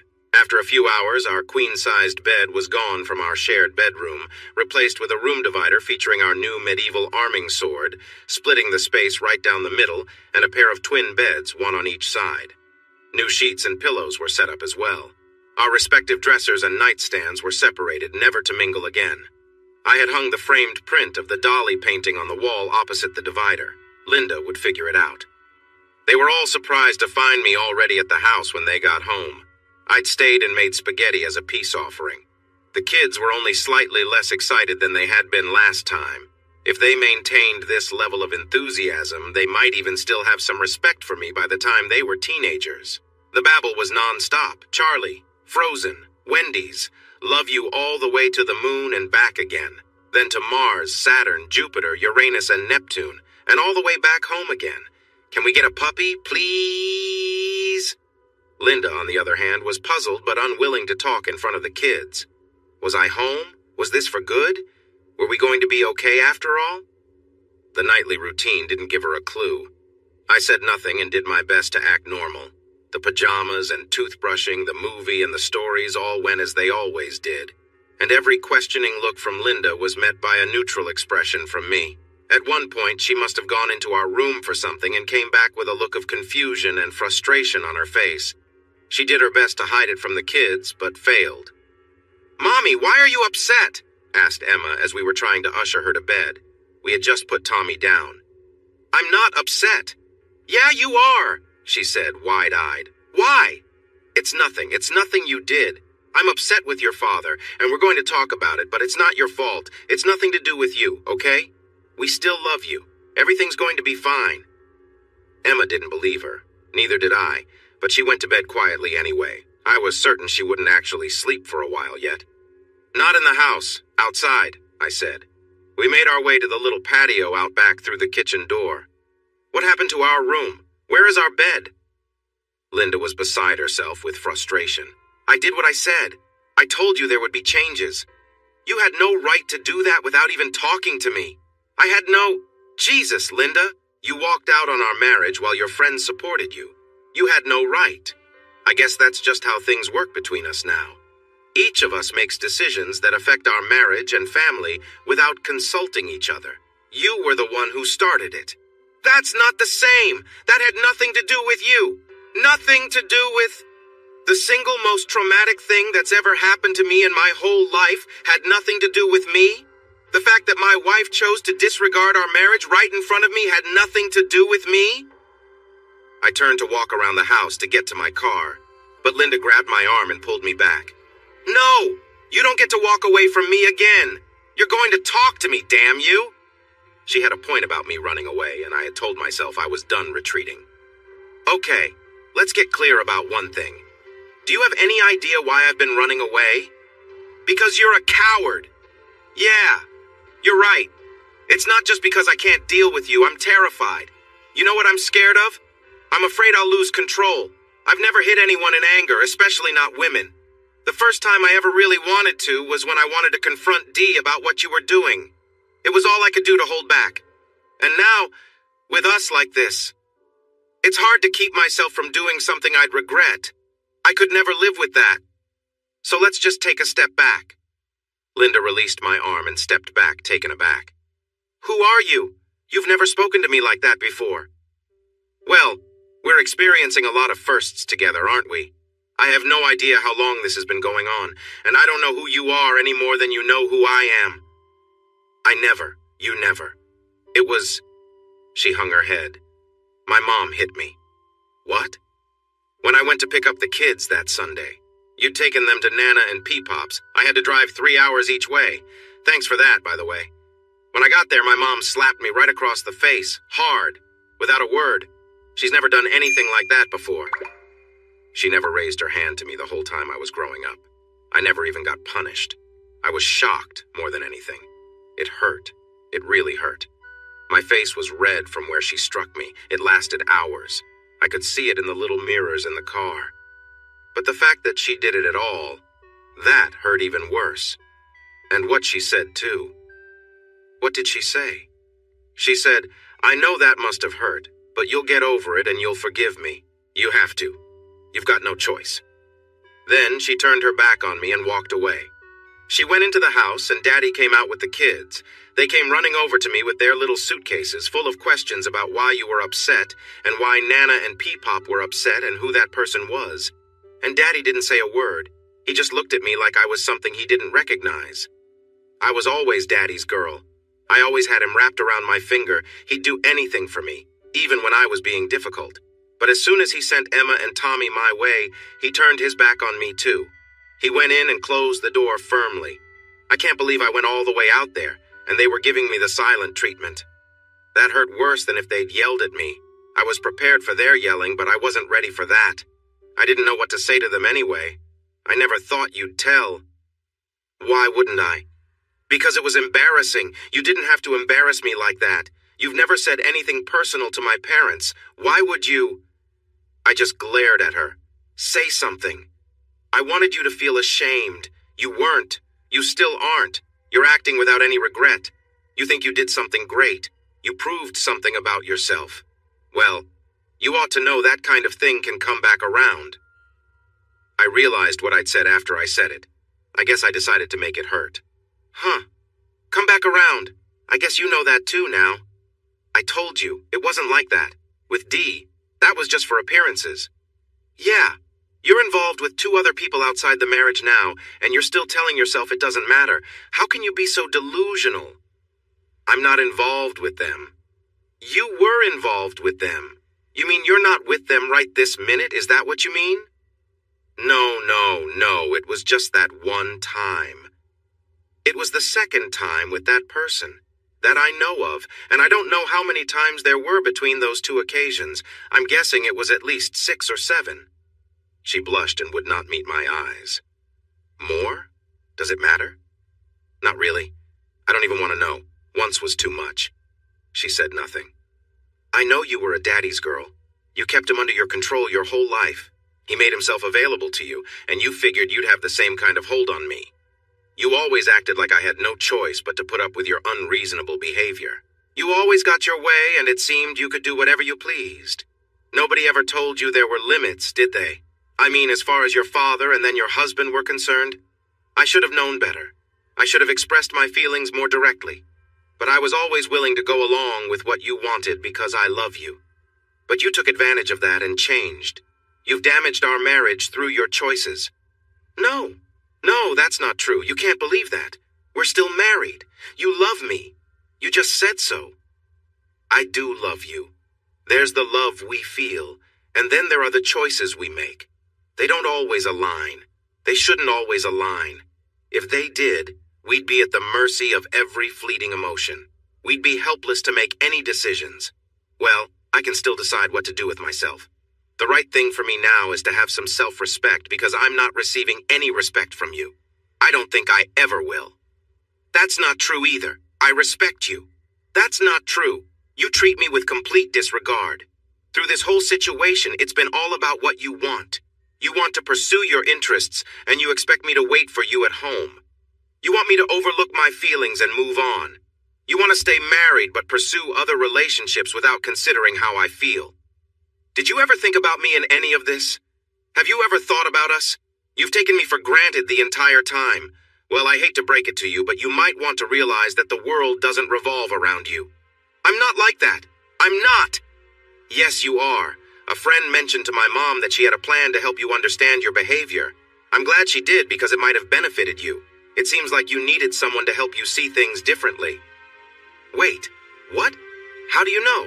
Your mom talked to my mom? Yes, I communicate with people. People talk to each other. I've been doing a lot of talking in recent weeks. Did you really think I wouldn't learn anything outside of what you shared with me? She looked startled. Don't worry, your friends didn't betray you. I could read between the lines and piece together what was missing. It was easy once I was willing to see the truth. She stared at the ground, shuffling her foot across the concrete. I want my bed back. I want our bed back with you in it. Again with the I want. What did I just say about this marriage not being only about what you want? You demanded that I stay and talk to you, but you won't even listen to what I have to say? What's the point? You know what this is all about?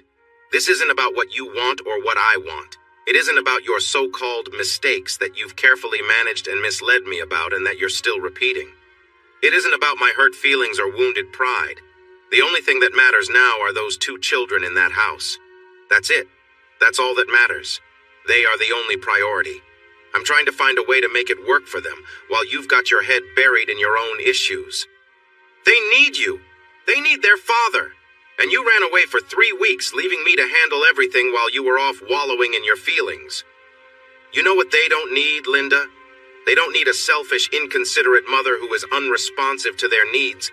They don't need a mother who is neglectful of her responsibilities. If Emma is going to grow up to replicate that behavior, then I don't want to see that future. She said nothing. I heard her breathing, but there were no tears this time. Finally, she spoke in a quiet voice. Is that what you think of me? That I'm selfish and inconsiderate? I allowed the silence to linger as she absorbed her own words.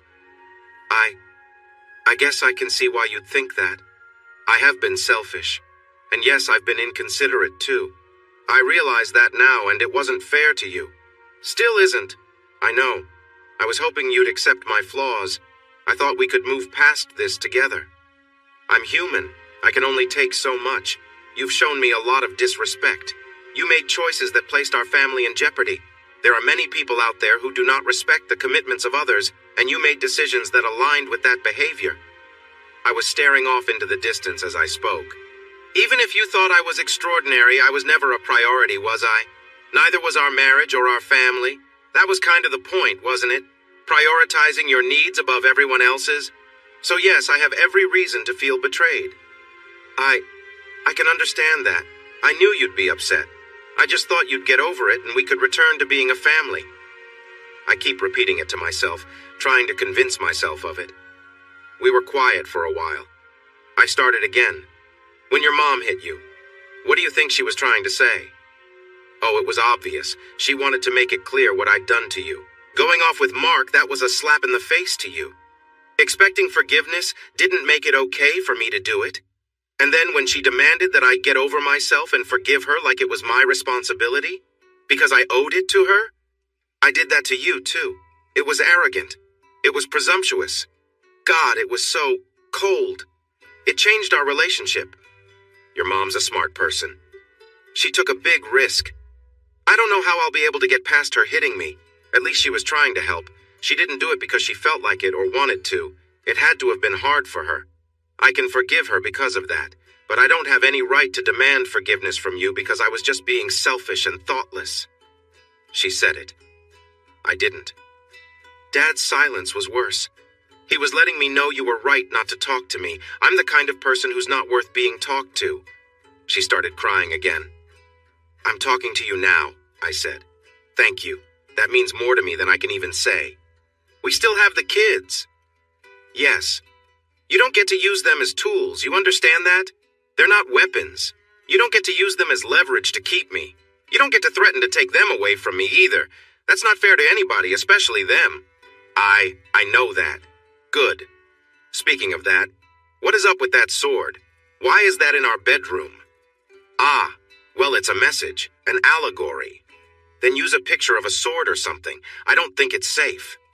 It's a sword, I said, lowering my voice. It's not meant to be safe. There are children in the house. It's educational. What if they hurt themselves? Then that will be an important lesson.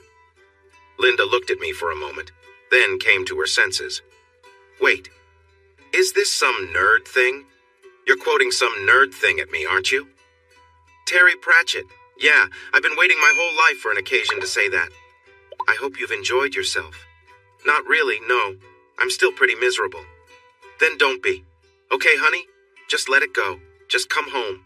Just be here and let everything be like it was. God help me, that almost worked. I stood there for I don't know how long. Jim. Let everything be like it was. What was it? What did we have? It certainly wasn't what I thought, was it? If what happened was even possible to begin with. No. I don't want to live in a situation where you think I'm someone you can walk all over while you go out and live freely. That's how you've seen me for a long time, maybe even longer than we've been married. So no thank you. Not going back to that. That's not what I mean. We had things pretty good, didn't we? As far as I knew, yes. But I never knew the truth. I wasn't allowed to. You didn't think I deserved to know the real deal. I didn't know you and Dee had formed a close circle while I was completely devoted to you. I had no idea that you had any of this in you. I never imagined you would pursue connections outside of our relationship, especially ones that I wasn't meant to discover. So what was it that we had, Linda? What is it that I'm supposed to want to go back to? Ignorance. The fantasy life that you never shared with me. The activities you engaged in with your friends when I wasn't aware. Why should I want to go back to that? It was all a lie. Jim, our marriage, our family, that was real. That is real. That's what's important. It was an illusion. Our marriage and family took a back seat to your other pursuits as soon as you had the opportunity. You knew what was going on with our relationship, but I didn't. I never knew where I really stood with you. That's not true. That's precisely what has turned out to be true. You may dislike it, I certainly do, but neither of us can deny it. I'm denying it. Then you're in denial. Am not. She pouted playfully. I shook my head. R2. Look, this isn't happening. Not tonight. Here's the deal. You get your half of the room to live in. That's your space. I get mine. That's my space. We don't have a shared space together because we're not together. We're not going to be at the house at the same time. The house is a home for the kids. We'll take turns being there for them. We'll get an apartment or a condo. 2 bedrooms, one for you, one for me. When one of us is there, the other is at the house, and vice versa. Co-parenting, partnership. When the kids are grown, we can all decide what to do with the house, then you'll go your way and I'll go mine. No. What do you mean, no? That's the deal. That's how we can make it work. I don't accept it. We're staying married. Period. No apartment. No condo. I'm not going along with any of that. I didn't get a choice, Linda. You don't either. This isn't fair. We're a long way from fair. I agree. Just look at how we got here and then talk to me about what's fair. I pulled away. I'm going now. It's late. I'm tired, and this has taken a lot out of me. I'll keep my phone on, and I'm not going to be inconsiderate and ignore your calls if you stop sending the same repeated non-apologies you've kept throwing at me, okay?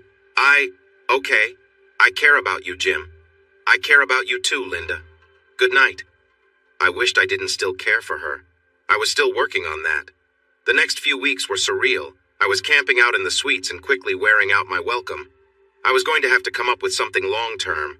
I never stayed at the house, but I was there every evening and sometimes came by in the morning, too. I made breakfast and dinner and did the bedtime routine with Emma and Tommy, who adjusted to the new situation more readily than I thought they would. Life transformed for me. I found myself living beyond the hour-to-hour existence I had endured. The constant worry and anxiety that once filled my days began to fade. Days turned into weeks, which flowed by more smoothly than before. I started to accept the reality of estrangement and divorce, even though Linda was still resistant to change. She would not spend a single night away from the house, insisting it remained her home. I struggled with the tension of being a part-time dad, but Linda maintained that my presence in the house was essential. Our sessions with Susan Manette were unproductive. I sensed that reconciliation was no longer an option, shifting the focus away from my recovery to Linda's needs and desires. I was left questioning her motivations. If she could not retain me, what vision did she have for her future? We were going in circles with no clear path forward. Linda acknowledged that we needed to build something new, rather than revert to our previous dynamic. But I doubted that realization had truly resonated with her. I was correct about someone from Linda's past reaching out to her. He called her several times, which she admitted, but seemed to be trying to prove her honesty to me. He even sent her flowers once, which she claimed to have returned. Nonetheless, she showed me the note he included, though it was rather cliché. Linda also played me the voicemails he'd left. "Hi, Linda, this is Mark. I'd really like to see you again. Is this a good number to call you on? Call me back and let's set something up. See you soon." "Hi, Linda. Mark again. Sorry to call you twice, but I really do want to see you again. I think back to our previous moments, and I just knew there was something special. I believe you felt it too. You have such an amazing spirit. I would love the opportunity to get to know you better and your kids as well. I cherish what we shared, and I would like to explore that connection further. I know you're married, but I believe we could have something meaningful together. Linda, you owe it to yourself to consider where this could lead. You've already taken a step. Maybe it's time to take another. If that person ever gets near my kids," I heard myself say, "I won't let that happen. I'll vanish from society, live under a bridge, do whatever it takes to remain unnoticed, and I will ensure he doesn't interfere with my family. I don't care about the consequences. He will not get my kids. Never. Not if he wants to live." "Jim, please don't say things like that. Mark has never met the kids, and he's not going to, okay? Don't worry about that. I will decide for myself what I need to worry about. Thank you very much." I glared at her. "So, did you call him back?" "Yes." "What did you say?" "I told him I was trying to work on my marriage and I needed time and distance. I didn't tell him not to call me again. I thought that maybe..." "Maybe? What? You'd expect me to accept that arrangement?" "Don't say that. It's not kind. It applies. It's not fair to me." "Well, was that the idea?" "Not like that." "Aha. So, more like, what Jim doesn't know won't hurt him?" "No, not. I mean, I was trying to be considerate. Shows where your priorities lie. This was before your last outing, I take it?" "It wasn't. Oh yes, this was before that." "Had you arranged to meet him there?" "No, he was just there." "Were you expecting him to be there? Or no, forget that. Did you have any idea that he might be there considering that's one of his usual spots?" She was silent. "I'll take that as a yes. He's not my boyfriend. Look, he kept calling me after that. I finally told him to leave me alone. Here." She played another recorded conversation. She hadn't shouted or sounded upset. She had told him that yes, she enjoyed their time together. If she tried to deny it, he wouldn't believe her. But she wasn't interested in ever seeing him again for any reason in any situation, and she wouldn't trade one day with her husband for a lifetime with him. He tried to tell her she didn't mean it. That was the wrong thing to say. "I meant exactly what I said," she responded forcefully. "You have nothing to offer that interests me. I never want to see you, hear from you, or receive anything from you as long as I live. Now I will hold you to your word to never contact me again in any way." There was a pause. He replied, "All right, your loss," and the call disconnected. I took it in. "Well, that was all very nice, but there's still a problem." She looked at me with her questioning eyes. "I don't trust you. That was the conversation you played for me. I didn't hear the conversations I don't know about. The ones where you might have arranged what to say in that little dramatization I just heard. For all I know, all these messages and conversations could just be a performance to divert my attention. Or maybe you think you're helping me. Jim, I could never do that to you. I have no idea what you could or could not do to me. Neither do you, it seems." She looked at her feet. "You don't trust me at all, do you? You don't believe me?" "I don't. No. I can't. I shouldn't. I'd be a fool to try." "I always thought of myself as a good person, you know," she said. "You've said that to me. I don't know how many times, but now I don't even know what's true about me anymore." "Does a good person leave her husband sitting alone to pursue another man?" "No." "Does she buy a special dress for her husband, then wear it to go out with somebody else?" "Hell no. Good people keep their promises, don't they?" "What does that make me, then?" She took a couple of breaths to settle herself and went on. "I knew when we married that I wasn't the prettiest girl you had dated, or the best partner, or the smartest. But one thing I brought you was my fidelity. If I gave you nothing else, I could give you that. I would go to my grave a faithful wife, but now that's gone, and it's gone forever. I can never again say those words. However much I might have disappointed you, at least I'm a faithful wife. Never, ever again. And worst of all, it's my own fault. You think that's easy to deal with?" she shouted before dissolving into tears. "Even with all the games you played with Dee and the other girls. All that talk about unfaithfulness. I didn't mean it. I didn't mean any of it. It was all just fantasy. I mean, yes, Dee was doing her thing and it was exciting to talk about. And yes, I helped keep her secrets. And Jane came close, but in the end she didn't.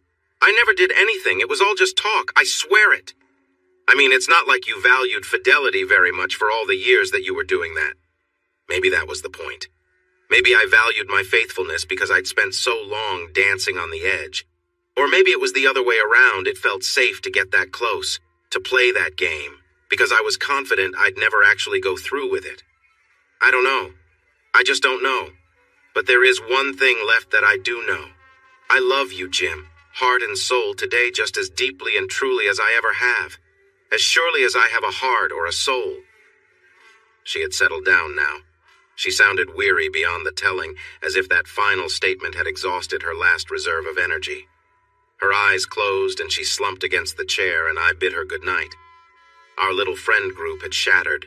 The email I sent to the guys not only called them out for not telling me about Linda and Dee's latest adventure at the Irish pub, but I revealed that our little clique was actually two different groups with the same set of members. The first was the secret group of women who'd been either unfaithful, assisting each other, planning to stray, wishing to be unfaithful, or talking about unfaithfulness, playing the husbands as oblivious. That was the core reality.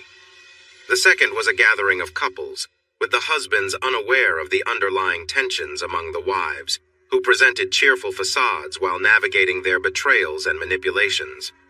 I wanted to clarify the dynamics for the men involved. They needed to understand their vulnerabilities. Each of their wives could have chosen a path of deceit, supported by the others, and influenced the men without their knowledge. Dave and Dee finalized their divorce, with Dave moving in with Pete. Phil and Jane distanced themselves from the group, although we allowed our children to maintain their playdates.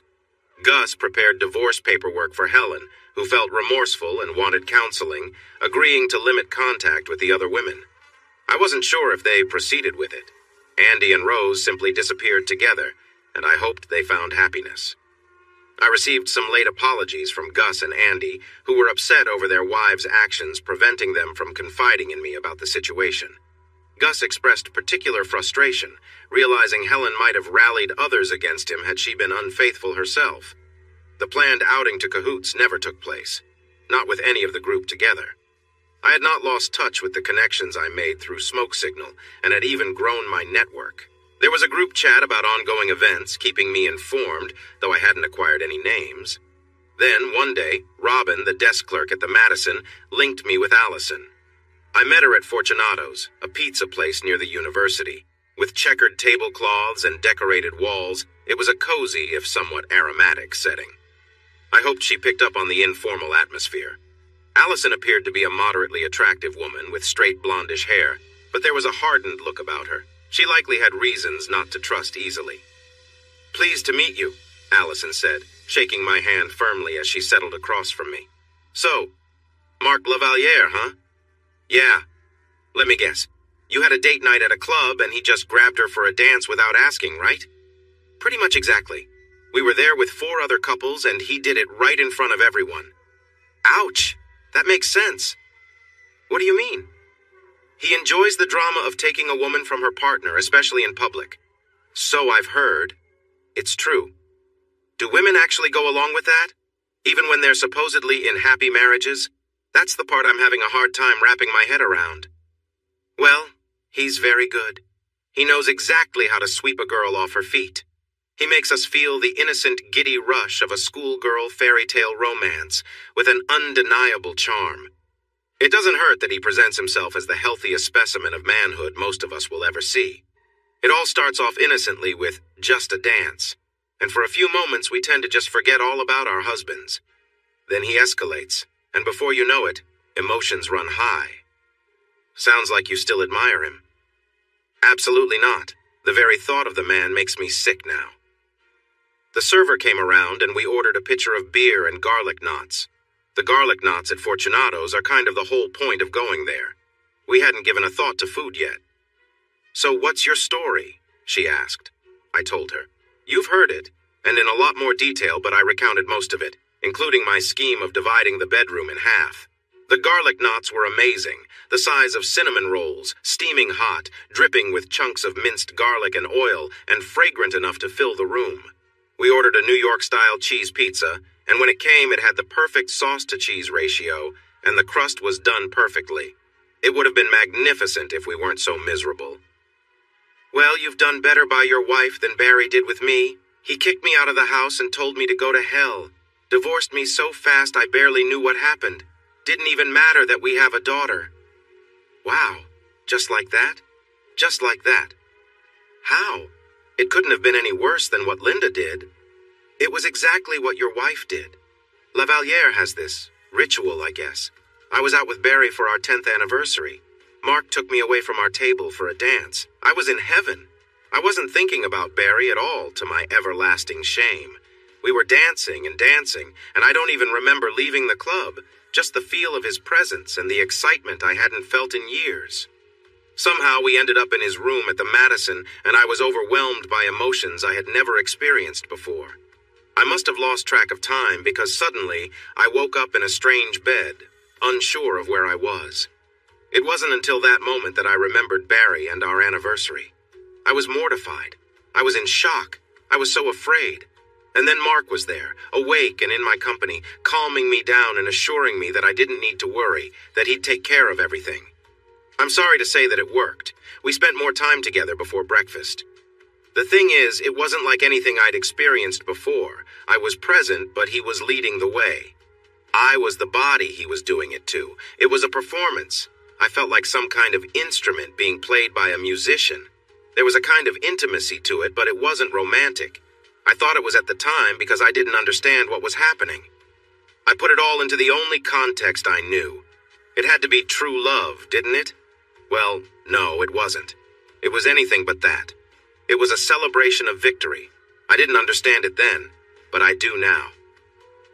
When I finally came home the next day, Barry was beyond furious. I knew he'd be mad, but I'd never seen him like that before.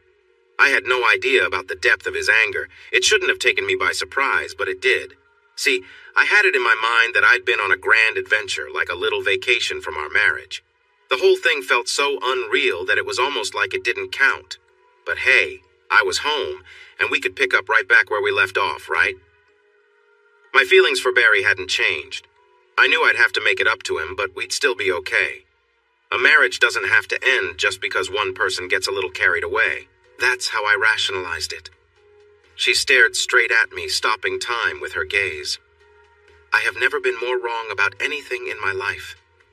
The Barry I knew was gone. There was nothing left. The man waiting for me at home was someone I had never fully known.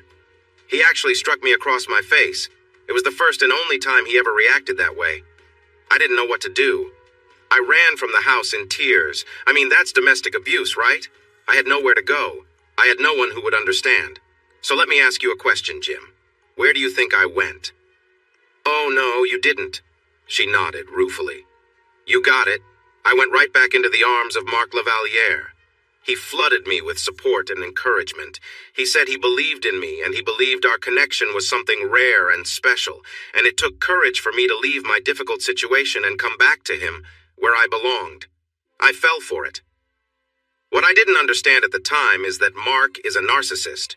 What he was doing is called love bombing. It's a way of controlling people and bending them to your will. If they flood their target with emotion and support while also cutting them off from everyone else, they become the center of the universe. That's what every narcissist wants. If their victims slip away or ignore them or demonstrate any kind of independence, they react with intensity. This guy sounds like a total nightmare. Jim, you don't know the half of it. He destroys relationships for sport. He wasn't coming after me because he wanted me. He just wanted to create chaos. Barry changed the locks on the house that very day, as I later learned. He was finished with me. He had a lawyer drawing up the paperwork in a matter of hours. The divorce happened very quickly. I asked for nothing, not even custody of Jenny. I ended up owing Barry child support. Mark told me he'd take care of it and I didn't have to worry about anything. He was looking forward to our new life together. That's what he said. Well, as soon as I felt secure in my new life, it was over. Mark had no more use for me. He had a new interest in his life, and I was left without a place to go. God, that's awful. The thing is, I felt like I deserved it. I still feel that way sometimes. I mean, I didn't have a perfect marriage. Barry and I had our differences just like everyone does. Every marriage has its challenges and tough times, doesn't it? We had disagreements, but we always made up. We weren't rich, but we weren't struggling either. We cared for each other well enough. It was real. It was genuine and sincere, lived in, scars and all. Things were good a lot more often than they weren't. She stopped and took another garlic knot, contemplating it for a moment. I admit our marriage suffered a bit after we became parents. That's pretty normal, isn't it? But being a parent was so worth it. Jenny was my life. She's a miracle. It was hard to see sometimes when the work just never ends and exhaustion sets in. But being her mom is the best thing I ever did. I couldn't imagine my life without her. But I turned my back on all of that. I betrayed everything I had, everything I was, just to chase a fleeting dream. My family couldn't rely on me. I deserted them, and that's on me. I was misled, yes, but it was my choice, and I'll be paying for it for the rest of my life. Mark Lavaliere cost me everything: my husband, my daughter, my home, my family, my friends, my self-respect. Wow, I hardly know what to say. What have you done with yourself since then? How have you been able to cope? I haven't done much. I haven't done well. The best thing I can say is that I'm rebuilding, or trying to. Jenny was 8 at the time. She turned 9 during the divorce. She's 11 now. I don't have full custody, but I have every other weekend, half the holidays, and a month during the summer. The time I spend with her is awkward. She still hasn't fully forgiven me, but she knows how troubled I've been and sees me trying to make it up to her. At least there's that. I'm trying. Barry is now civil towards me, which is more than I expected. We've managed to co-parent. We have a kind of truce. Jenny is neutral ground between us. He's never tried to turn her against me. But the way he looks at me now, he tries to hide it, but there's nothing in his eyes for me but disdain. He's just dismissive. He doesn't look at me with any warmth. I'm just pathetic to him. She swallowed a small sob. He knows how badly I got burned. He doesn't need to do anything else to me to have his revenge. He doesn't lord it over me or say, "I told you so." He doesn't have to. Barry hasn't remarried, and I don't think he will anytime soon. I don't think he's even really dated anyone, not seriously anyway. He's got a lot of perfectly understandable trust issues. I changed the nice, gentle, decent man he was. He's probably going to be as miserable as I am for the rest of both our lives. I know I don't have any hope of getting him back, ever. I haven't dated anyone else either, and I don't really want to. I mean, being with Mark was like a drug. It was a high. It's like I overdosed on that aspect of life, and now I've lost my taste for it. Plus, I've got my own set of trust issues now. So, nobody knew? For either one of you? My interest in dating faded away 2 years ago. I'm glad to be rid of it. It's caused me nothing but trouble. She regarded me with sudden alarm and then pointed at me with a pizza crust. "This," she said, waving the crust back and forth between us. "This is not a date. You understand that, right?" Oh no. Is that what you think? I mean, it's not that you're unattractive, but...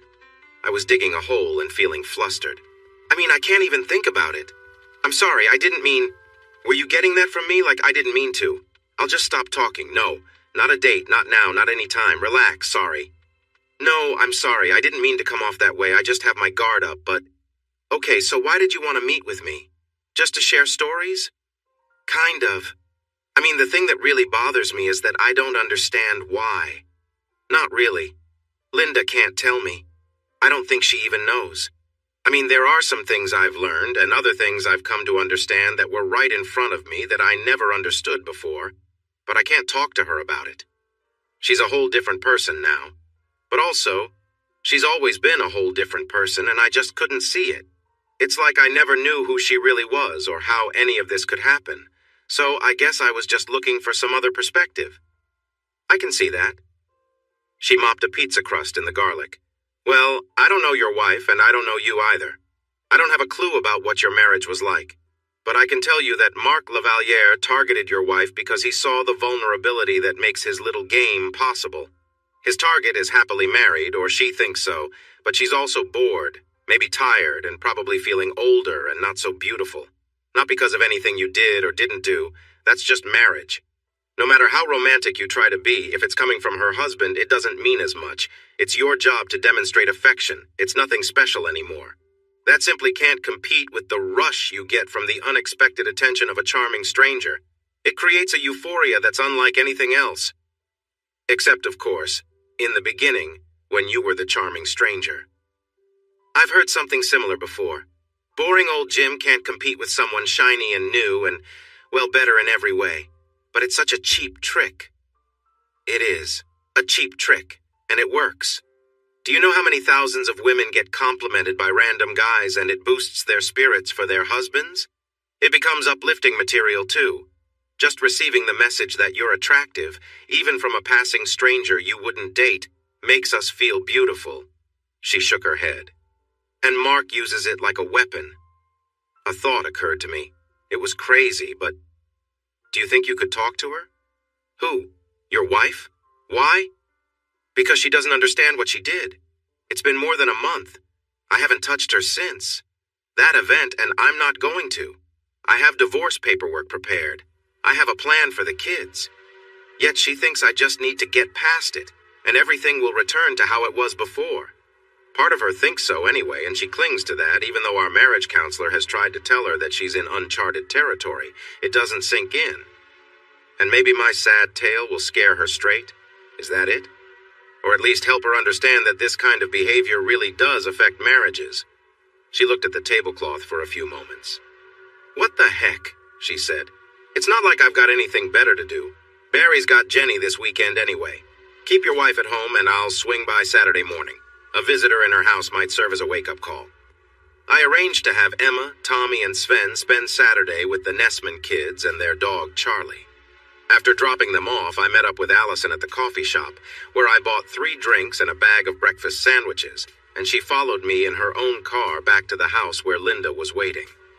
Linda had put on a striking sweater in that same blue to bring out her eyes and was smiling at me until she noticed Allison behind me. Jim, who's your friend?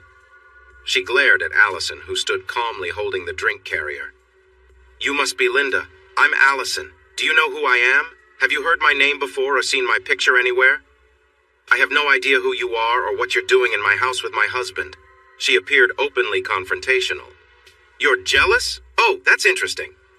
Allison stepped across the threshold behind me. Jim, who is this woman and why is she here? I thought we were going to use this time to... talk. She meant that she was going to use this time to try to connect with me. I'm Mark Lavaliere's ex-girlfriend. One of them, anyway. Linda stepped back a bit. He never mentioned me? I never came up in your conversations? No. I'm not surprised. He's probably forgotten all about me by now. It's been about 2 years. There have no doubt been many more relationships since mine. I'm not Mark's girlfriend. Allie snorted. Okay, so you don't understand how this works yet. Look, you don't know me, but I know you. I was in your position. When I first met Mark, I was out at a club with my husband Barry, celebrating an anniversary. Mark took me away for a dance, which turned into quite a lot of dancing, which somehow led to a private moment between us. Does that sound familiar? All of the color had drained from Linda's face. She had crept into the living room while Allie was speaking and finally slumped down on the love seat. Allie joined her with the coffees and wordlessly handed her one. Let's get something out of the way first. I have no designs on your husband. I haven't been involved with him, and I'm not going to. I'm sure he's a lovely man, but if there's one thing I hate more than anything else, it's infidelity. Mark Lavaliere turned me into someone unfaithful, and it ruined my marriage and my life. I'm not going to have anything to do with that ever again. Jim is still married, at least for now, so he's off limits. Even if he weren't, my own love life is a ruin, and I doubt I'll ever love again. So I pose no threat to you. Understood? Linda nodded, still in shock. I'm here to tell you 3 things, then I'll be on my way, and you and Jim can have your talk. Hopefully, you won't have to hear from me again. The first thing is that you are not special. Mark has been charming you and making you feel like you're something extraordinary, and you can't even believe it's real. That's because it's not. You are being manipulated. This is what he does. He thrives on pursuing married women. It's a power trip. If you weren't so obviously in love with Jim, Mark Lavaliere would never have looked your way. You are just a passing interest to him, and you're the latest of many. Once your life has been disrupted beyond repair, he'll find another person to pursue and leave you behind as soon as your situation changes, just like he did with me. Listen, you've got it all wrong. It's not like that, it's... Yeah, I said the same thing. You're in denial. That's phase 1. I know there's no talking to you right now, but I'm saying it anyway. It might sink in eventually. Number 2. Hang on. Nah, I've got things to do today and I want to make this quick. Number 2 is that you made a serious mistake. You did something that has harmed your marriage and there is no going back. I don't know of any marriages that have survived Mark Lavaliere. If there are any, I guarantee they didn't come out unscathed. Right now, Jim doesn't owe you anything. You're completely in the wrong, and if you think you're going to stay married to him, you're going to have to reset your expectations. Look, you've got a lot of nerve. Lady, I am you, remember? I know your story. I lived through it myself. He did to me what he did to you. Now I'm divorced, I've lost my daughter, my home, I lost everything, and it's happening to you right now. But you don't seem to understand any of that yet. I'm here to help you see it. It's not like that.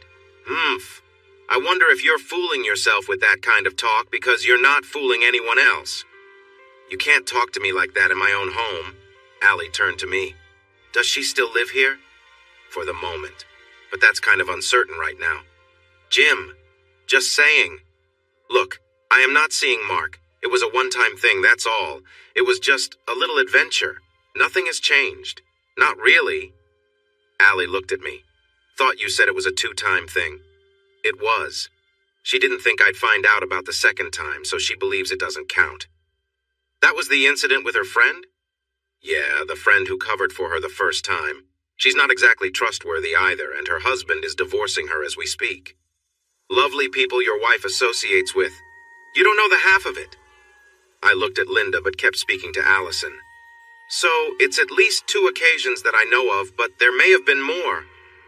Jim, I never meant to hurt you. You know that. You couldn't have hurt me worse if you had meant to. Number 3. Allie stood up and collected her purse. Sorry, I don't have all day. Linda, you need to take care of your health. It's important to see a doctor, especially considering certain risks associated with Mark. He must think it's amusing to compromise his partner's well-being. You should prioritize a checkup. Linda curled into a ball and started breathing rapidly through her mouth. Jim, you can do what you want with this situation, but I would advise steering clear until you see that she has taken the necessary precautions. She opened the door and turned to us one last time. Sorry, it's been an experience, but I've got to be on my way. Thank you for breakfast. This was good. Maybe we should do it again sometime. I'll call you. Thanks for coming by. No problem. Allie turned to leave, then looked back. Remember, Linda, you're not a fairy princess. You're in a difficult position. Jim does not owe it to you to stay married to someone who has been unfaithful. And please, see a doctor.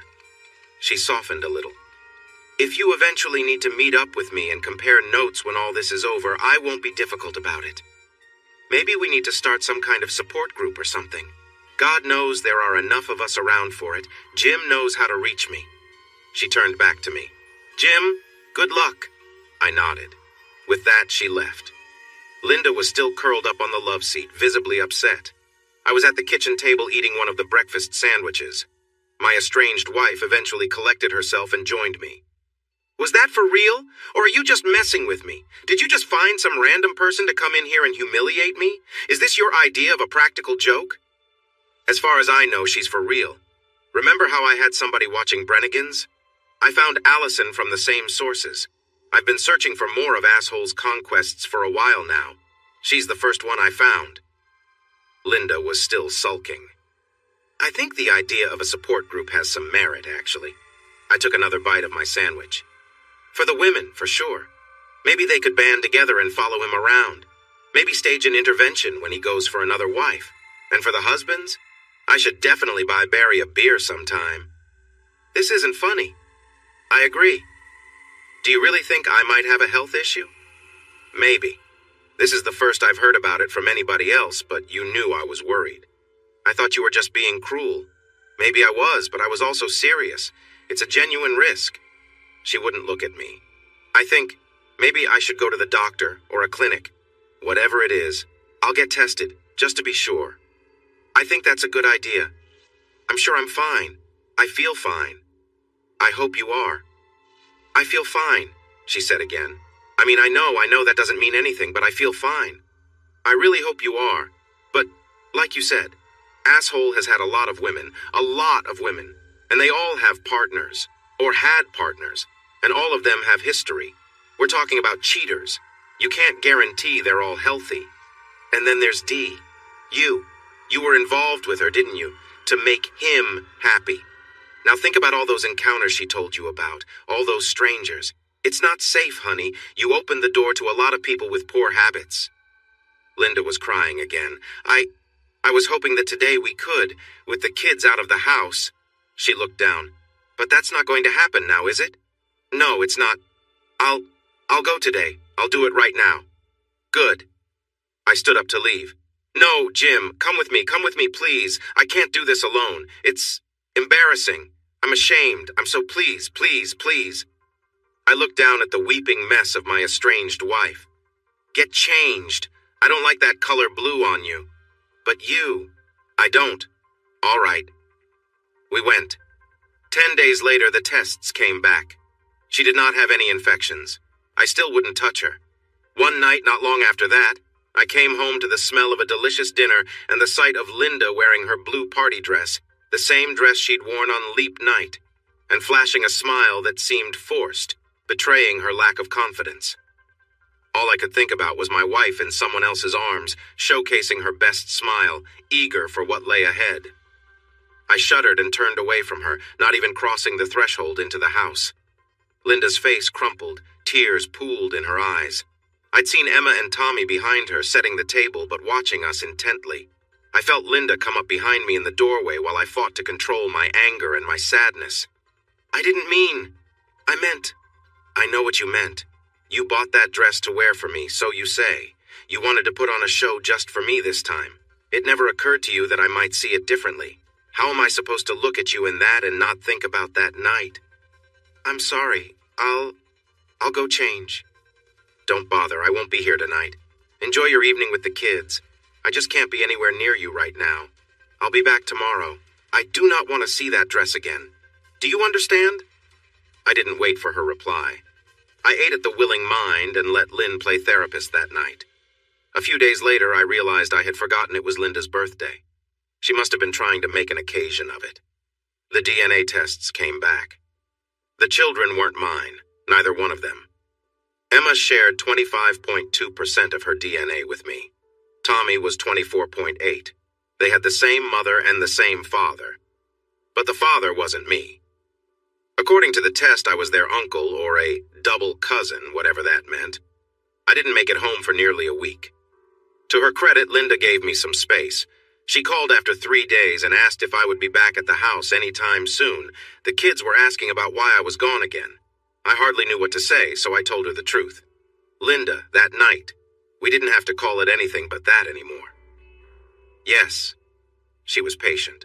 I'm sure she was still irritated with me for not being able to move past it, but at least she was willing to listen. Thank you, Dr. Manette. I never told you this. I bought some of those home DNA tests from the drugstore and tested the kids with them. Why? Because I didn't know what was real anymore. It was so easy for you to just walk away from me like that. I figured it might not have been the first time. I had to know. They're yours. You should know that. They're not. Not possible. And yet, this is what the test says, and I read her the results. Not possible, she repeated. You know I have trust issues, Linda. Yes, you've made that quite clear. And whatever you think of me, it's still not possible. I can tell you for certain that I had no other lovers but you from the time we met until that night. You have reason to doubt me, I get that. I've made mistakes, I admit it. But despite that, and even though you don't believe me, it's still not possible. Can't you see why? Tell me. Because that test says that you are related to the children somehow. If they weren't yours, whose could they be? It would have to be a male relative of yours, and you don't have any that I know of. Come on. You seriously think that you have a secret brother that you never knew about? But I found him and never told you? Not possible. The only male relative you've ever had was your dad. You can't believe I'd have been involved with him. Even if I had been, it wouldn't have worked. He wasn't able to father a child when Emma was conceived. His condition had progressed too far, remember? And he passed away more than 2 years before I was pregnant with Tommy. Whatever you think of me, however much you doubt my loyalty, there's just no way the test could say you're related to them, but not as their father. I had no comeback for that. I was puzzled about it myself. So, either the test you got from some drugstore is messed up somehow, or the laws of nature as we understand them are all wrong. My faithfulness has nothing to do with it, but there's something even more important than all that. What's that? You raised them. You claimed them. You were there when each of them was born. You were the first person to hold each of those babies in your arms when they came into this world. Your name is on their birth certificates. You even told me not too long ago that you would protect them at all costs. You are their father in every way that matters, including by blood. So I'm not the least bit concerned about some test you got off the shelf at CVS. It was Walgreens. Whatever. Emma is more your daughter than mine, you know that. You have the same intellect. Tommy resembles you closely. I've seen the baby pictures your mom had. This is an unusual conversation. They're yours. They miss you. So do I. Come home. Have dinner with us and put them to bed. I won't ask you to stay the night, but I wish you would. You know that. I need to think. Good. Maybe if you start now, you might find your way home by supper. We ended the call. The situation was perplexing. I'd already confirmed with my mom that I had no male relatives. She was an only child, like me, and so was my dad. I had no cousins at all, and she'd never had a child in secret and given it up for adoption. She reminded me how fortunate they had been to have me, given the challenges they faced during my pregnancy. The only conceivable way that Linda could have any connection to my DNA would have been through my dad's cryogenically frozen sperm, which didn't exist. Even my paranoia couldn't support that idea for long. I was discussing this with Dave and Pete at Pete's condo. I had become a regular visitor, and we'd once again relaxed the no alcohol rule for the evening. Dave was riffing on that line from Pirates of the Caribbean. It's not so much a rule, really more of a guideline. Frankie, the two-tone cat, was playing at my ankles. I recalled what Pete had said about her kittens, or lack thereof. Pete, what did you call it? The thing about Frankie. Being two cats with two sets of DNA? Chimerism. Does that ever happen in humans? Not like that, no, I don't think so, but wait, yes. That's a thing. It's rare, but it's a thing. I've heard of that, said Dave. It's like when people have two different colored eyes. Yeah, said Pete. Now that I'm thinking of it, there was some lady who had her kid taken away by child services when the DNA test said it wasn't hers. They thought she'd stolen the baby. She was brought up on charges, and it happened that she was pregnant again. The court tested her next kid right there when she gave birth. Boom, also not hers. Her uterus didn't match her blood sample. She was a chimera like Frankie. Does that happen in men? I don't know. Maybe. That led to more beer and a discussion of David Bowie's heterochromia, which it turned out was not genetic but resulted from an injury. I later made some phone calls and met with a researcher in human genetics at the university. We took a bunch of tissue samples from different parts of me, and that is how I learned something extraordinary. I'm a chimera. Everyone else has 46 chromosomes of DNA that make up who they are. I have 92. My gametes are 26 chromosome haploids from only one of the two sets of 46, and they don't match the squamous epithelial cells from my saliva that I sent off in that testing kit. I've always been like this. Same old me as always. I ended up telling Linda that she wasn't the only one of us who didn't know what we had inside ourselves. I am my own brother. I never would have known. No wonder Frankie likes me. I took the kids to get a puppy. Linda did not know we were adopting a dog from the animal shelter. I suppose I kind of wanted to get under her skin, but once that dog was in the house, there would be nothing she could do about it. When the kids realized where we were going and why, they could barely contain their excitement. In fact, they didn't hold back at all. They were thrilled. Emma quickly took charge, surveying the entire population of adoptable dogs, focusing primarily on the puppies. She made sure to interact with each one, but really she didn't need to. One puppy in particular jumped straight into her arms, seeking affection and refusing to leave her side. He was a little terrier mix with legs too long for his body, a tawny coat with dark brown patches, and ears that couldn't decide which way to point. She embraced him readily, and he eagerly caught Tommy's attention when it wandered towards the other puppies. Together, the three of them browsed the rest of the puppies before concluding that this one was meant for them. As we walked back toward the adoption desk, I noticed another row of mostly empty crates and spotted an older German Shepherd mix looking at me with a sense of resignation. It was a familiar expression, one I'd seen in the mirror often enough lately, buried beneath the feelings of pain, confusion, and even rare moments of hope. It spoke of abandonment, betrayal, and resignation. She lowered her head slightly as if to acknowledge my presence. I could see her sad brown eyes and recognized that look. "Hey, old girl, you too?" I sensed she understood my struggles as she gave a soft sigh. I stepped closer for a better look. She wasn't quite a shepherd. Her longer, more curved snout and a leaner build suggested a different background. Her fur was a mix of brown and black with some white patches, and her ears stood up halfway before folding down elegantly. I noticed a hint of gray around her muzzle, adding to her wisdom. "Really? Don't get this old lady's hopes up," I imagined her thoughts. "I've been let down before. Please just keep moving." "I see you've met Elizabeth," said a young woman with curly brown hair and a khaki shirt, appearing from behind Elizabeth's crate. "Her family gave her up when they moved out of state. They decided not to take her with them. She's been quite sad ever since." "Why didn't they take her? She seems like a good dog." "Oh, she is. She's a wonderful dog. She just needs a home. Very well-mannered, totally housebroken, good with kids, good with other pets too." Honestly, I think that, besides the move, it's her age. She's 7 or 8, about the same age as the family's kids. The parents didn't want the children to face the difficult moment of parting ways with her in the future. "That's awful. How can anyone do that to their pet? Just abandon them like that? She's a member of their family." "Oh, I agree. It's completely heartless. Dogs give us everything, and they ask so little. To just leave her behind and forget about her. Well, that's how people are sometimes. I'm afraid her age makes her less adoptable. Everyone wants a new puppy. But in my opinion, senior dogs often make better companions." I felt a bit guilty being one of the new puppy people. While I had room for one dog, that was only because I promised the kids. I was unsure how I would manage it. 2 kids under the age of 7 and a puppy, in a mostly chaotic home? I was already taking on too much. The house was likely going to be a whirlwind. I couldn't take her in while I was spending every night at the suites. No, this wasn't going to happen. "Elizabeth has been with us for 6 weeks. I'm afraid she's scheduled for adoption tomorrow." "Like hell she is. She's coming home with me." After 40 minutes of paperwork, $156, and a trip to the pet supply store for crates, dog beds, bowls, collars, tags, harnesses, leashes, and 2 different kinds of dog food totaling another $300, the 6 of us were back at my house unloading my overstuffed car and introducing our 2 new family members to their new home. Linda had gone out and would presumably not be back for a while.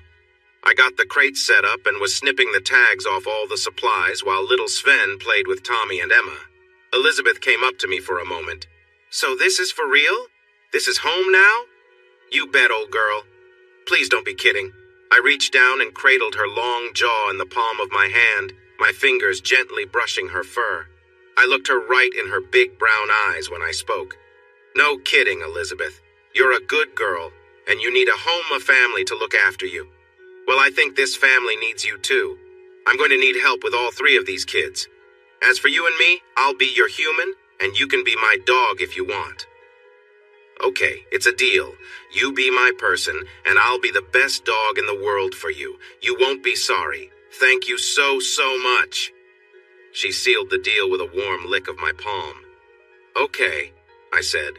She nodded and laid her head on my lap as I continued to fuss with the stuff. It took me longer than necessary since one of my hands always seemed to find its way to stroke her head and ears. I still had more to do. I was going to have to get some coat hooks or something to hang the leashes by the door. The backyard wasn't fenced in properly. I couldn't let them run around loose back there. Maybe I could shore up the fencing. Nah, that would have to wait for a few paychecks. Was Emma old enough to hold a leash for Sven? I doubted he'd run off, but still. Linda came home and nearly tripped over Sven, who launched himself at her ankles and danced on his hind legs, with Emma and Tommy laughing and chasing after him. Jim? Hi, meet Sven. Well, hello, little guy. She picked up the puppy, her face brightening with excitement. She looked at me sideways and said, "We should have talked about this." Yeah, probably. At this point, I really didn't have to add that we needed to discuss many things, including how our relationship had been evolving, but that issue was always lingering between us. She looked like she was trying to solve a complex problem while avoiding the enthusiastic antics of Sven's playful nature. A puppy in the house would require more involvement from me and more family bonding time, which would work to her advantage. You realize that I'm not going to be the only one taking care of this little guy, right? You're feeding him and cleaning up after him. Sure. That means you'll need to be around to do it. Sure. I mean it, Jim. Okay. I didn't tell you to get a dog. I didn't get a dog. Then what is he? She held Sven out like a cherished treasure while Emma and Tommy were still jumping up and down. I didn't get a dog, I beckoned with one hand. I got 2 dogs, I clarified as Elizabeth stepped forward and assumed her rightful place at my side. Oh, Jim, really? Meet Elizabeth, she's mine. Linda looked at us. Elizabeth inclined her head slightly, acknowledging the moment. Elizabeth of the white hands, I see, expanding on your Tristan and Isolde theme? I knew she would catch that. Linda is self-absorbed and emotionally stunted, but she's not unaware. I observed Elizabeth's white pattern. Huh. Elizabeth of the white hands, how fitting. That had escaped my notice, honestly. Well then, Linda put Sven down and approached Elizabeth, extending her hand in a gesture of introduction. When women who might be rivals meet each other for the first time, there is often a brief moment where observations are made, judgments are rendered, and dynamics are established, all through countless subtle cues. They then greet each other formally with a precisely calculated mixture of outward friendship and inner reservation. You've seen it happen, don't pretend you haven't. Elizabeth blinked at Linda twice, sniffed once, and extended a polite gesture toward Linda, then looked at Emma and Tommy and Sven and finally me, back to Linda, and then me again. Aha, so this is how things are, huh? Okay, don't worry, I've got this. Good girl, I said. Were you talking to her or me? Linda asked. Ha! I chose to stay the night, for the first time in forever, as the song from Frozen goes. After dinner and bedtime, Elizabeth was sitting sentry in the hall between the doors of the kids' rooms. Sven was curled up asleep near her paws. She raised her head and thumped her tail on the ground 3 times when she saw me come out of the bathroom. Come on, we'll go for a quick walk before bed, I said. She got up and padded to the front door, carrying Sven carefully. I got their harnesses on and we went outside for a moment. Sven was a little drowsy, but he got the idea. Back inside, I placed Sven into his little crate where he quickly fell back asleep. I opened the door of Elizabeth's crate and she just looked at me disapprovingly. Jim, I get it. You're new at this, so let me explain. You want me to stay the night in there to avoid any accidents in the hallway. Well, I won't. I know how houses work. Sven will need to learn not to disturb his space, sure, but I'm an adult. You can trust me. I'll sleep in the crate if I have to, but there's something else you're missing. What is it, girl? She reached into her crate, pulled the doggy bed out with her mouth, and trotted off to the master bedroom with it. She considered the situation, then dropped it on the floor and settled at the foot of my twin bed. Really? Yes, really. Pack sleeping. It's a thing. It's healthy for us. There's not a lot of room here, I admit, but trust me. You'll feel better, I'll feel better, and it will bring us closer. That's what you wanted, right? I'm your dog, and you're my human. This is our arrangement. All right, just for tonight. Don't get used to it. I don't know who you think you're kidding. This is how it's going to be, and we both know it. Yeah, probably. How did you know this was my bed, anyway? The other one smells familiar. I don't understand how you all get by with your different senses. It must be like you're mostly unaware of subtle details. I guess. Hey, am I losing my mind? Talking to a dog and imagining that you're talking back? I climbed into bed. This would be the first time I actually slept in this bed. and Elizabeth made room for my feet while gently responding to my question. Don't be ridiculous. If you really were going crazy, you wouldn't think to wonder about it. Humans and dogs have been able to understand each other perfectly well for 10,000 years. You're just open to it. Anybody can speak dog if they just pay attention. What? Figure of speech? Now this old gal needs her beauty rest. I love you, human. I love you too, Elizabeth of the White Hands. I know my name is Elizabeth, but I don't understand that new part yet. You'll have to explain it to me later. Good night. She closed her eyes, her breathing becoming a slow, steady, comfortable rhythm, like the rocking of a ship. She lulled me to sleep in minutes. I didn't notice Linda watching us, silently in her thoughts. I'm only human. It was the second week of September, almost 7 months since the event, since Leap Day, since Asshole. The kids had started a new school year. Sven had managed to get housebroken under the patient tutelage of Elizabeth, who had taken on a motherly role not only to the puppy, but to Emma and Tommy as well. My job had rewarded me for my frequent travel, which kept me out of the house almost half the time. I never did get that condo, but I did vacate the suites after 6 weeks. I didn't want to burn too much of my goodwill. I'd been spending the rest of my nights in the house with Elizabeth and Linda across the room in her own bed. She dropped hints here and there and made sure to let me know she was interested. I steadfastly ignored all of it. It helped that while I was away in hotel rooms in other cities, I'd kept my thoughts occupied. But it had been almost 8 months since I'd really connected with anyone. Then, that one day in September, Linda tried to bridge the gap. She'd crossed the room early in the morning and gently suggested Elizabeth move aside before I woke, trying to connect with me in a way that felt familiar. It felt good. Too good. I was caught off guard. We hadn't shared that kind of intimacy in a long time. I guess she decided we could try to revive what we once had. However, the moment was overshadowed by my own doubts. I looked down at her, and she smiled up at me. It was her second-best smile. Behind it, there was no real joy in her eyes, just a hint of sadness. My mood shifted, and I felt the weight of our past. I wanted things to be okay. I was ready for a connection. But all I could think about was her, with him. And no, that really did not help my feelings. It's okay, Jim, she said hopefully. We could still... No. I mean, there's still a chance to... No. She leaned back slightly. Jim, I love you so much. It's okay, honey. I guess it's still too soon, but that's all right. You're still all the man I'd ever want. You're still the man of my dreams. I can wait. When it happens, it'll be good. I don't think that's true. I just thought... Just go. Go back to bed. Jim, go. I don't want to leave. Just hold me, please. I got out of bed and went to the shower. Elizabeth patted in after me to keep me company and maybe drink from the floor when I was done. It was coming up on a year.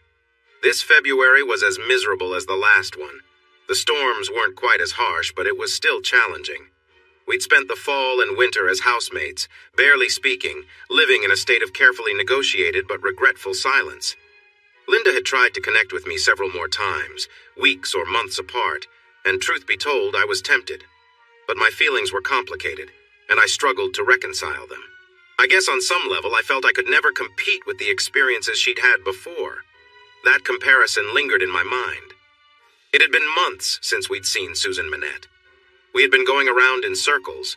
I think Linda and I had come to understand each other better, but it didn't bring us closer, nor lead to reconciliation. Linda had begun to accept some harsh truths about her behavior in our relationship, as had I. I realized I had idealized her in ways that were removed from reality, and I hadn't truly seen her for who she was. Maybe I was being unfair about it. Perhaps I could have moved past it. I'm sure there is at least one alternate reality somewhere where we stayed together and found happiness. But that reality wasn't this one. I could barely envision it. Emma and Tommy knew not to approach us together. They would speak with me or with Linda, but rarely both, sensing the distance between us. I was often preoccupied, spending time with friends or out by myself. We arranged playdates for the kids and Sven with the Nessmans and their little dog Charlie, but Linda and I didn't socialize with Phil and Jane. Jane wouldn't even acknowledge me. Phil and I shared an understanding in our silence. Emma dealt with the situation by making herself the center of attention. Sometimes that meant creating drama or getting into trouble. She found herself in a few conflicts at school, expressed her emotions unpredictably, and even seemed to experience a sort of stress that affected her well-being. But amidst it all, there were moments of lightness too. On the contrary, sometimes she would have manic periods where she drew dozens of pictures of everyone and everything she knew, or spent the day dancing around and singing at the top of her lungs. She included Sven in every aspect of her life, staging plays and dressing him up in her clothes, concocting elaborate stories of her fantasy life. It was charming when she was like that. It was just as delightful when she was up as it was difficult when she was down. Linda and I agreed to get her into counseling, which really did help. Tommy had become fascinated by the sword in our room, which had remained where it was. Sometimes he'd come into the master bedroom and sit on the floor and just look at it, dreaming of who knows what. He kept quiet and distanced himself from Emma's whirlwind of activity. I would have worried that he'd become introverted, but when he was with his sister, they shared a silent bond. It's as if they were in sync with each other. I eventually recognized that my son possessed the rare ability to step back, assess situations calmly, and take thoughtful, correct action when needed. During that year, the right action was simply to wait. If anything good had come from the past year, it was that I successfully reconnected with my mom. I had taken the kids to see her in Colorado twice that summer, and all three of them were over the moon about it. I also managed to partially step out of my couple's identity. We no longer had our friends or did the things we used to do. I started considering things that I might do, which we never would have considered. It hurt, but it was also liberating. I felt like a crab molting away its old shell. Mercifully, perhaps, we didn't reach the end of the month. It was Valentine's night, the 3rd anniversary of Don's passing. We hadn't made plans. Linda came up to me and simply said, "You don't look at me the way you used to anymore." No, I suppose I don't.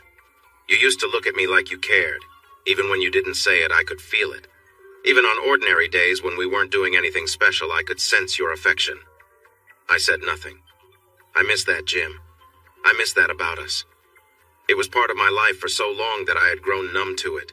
I failed to appreciate it over time. All that love had faded into background noise.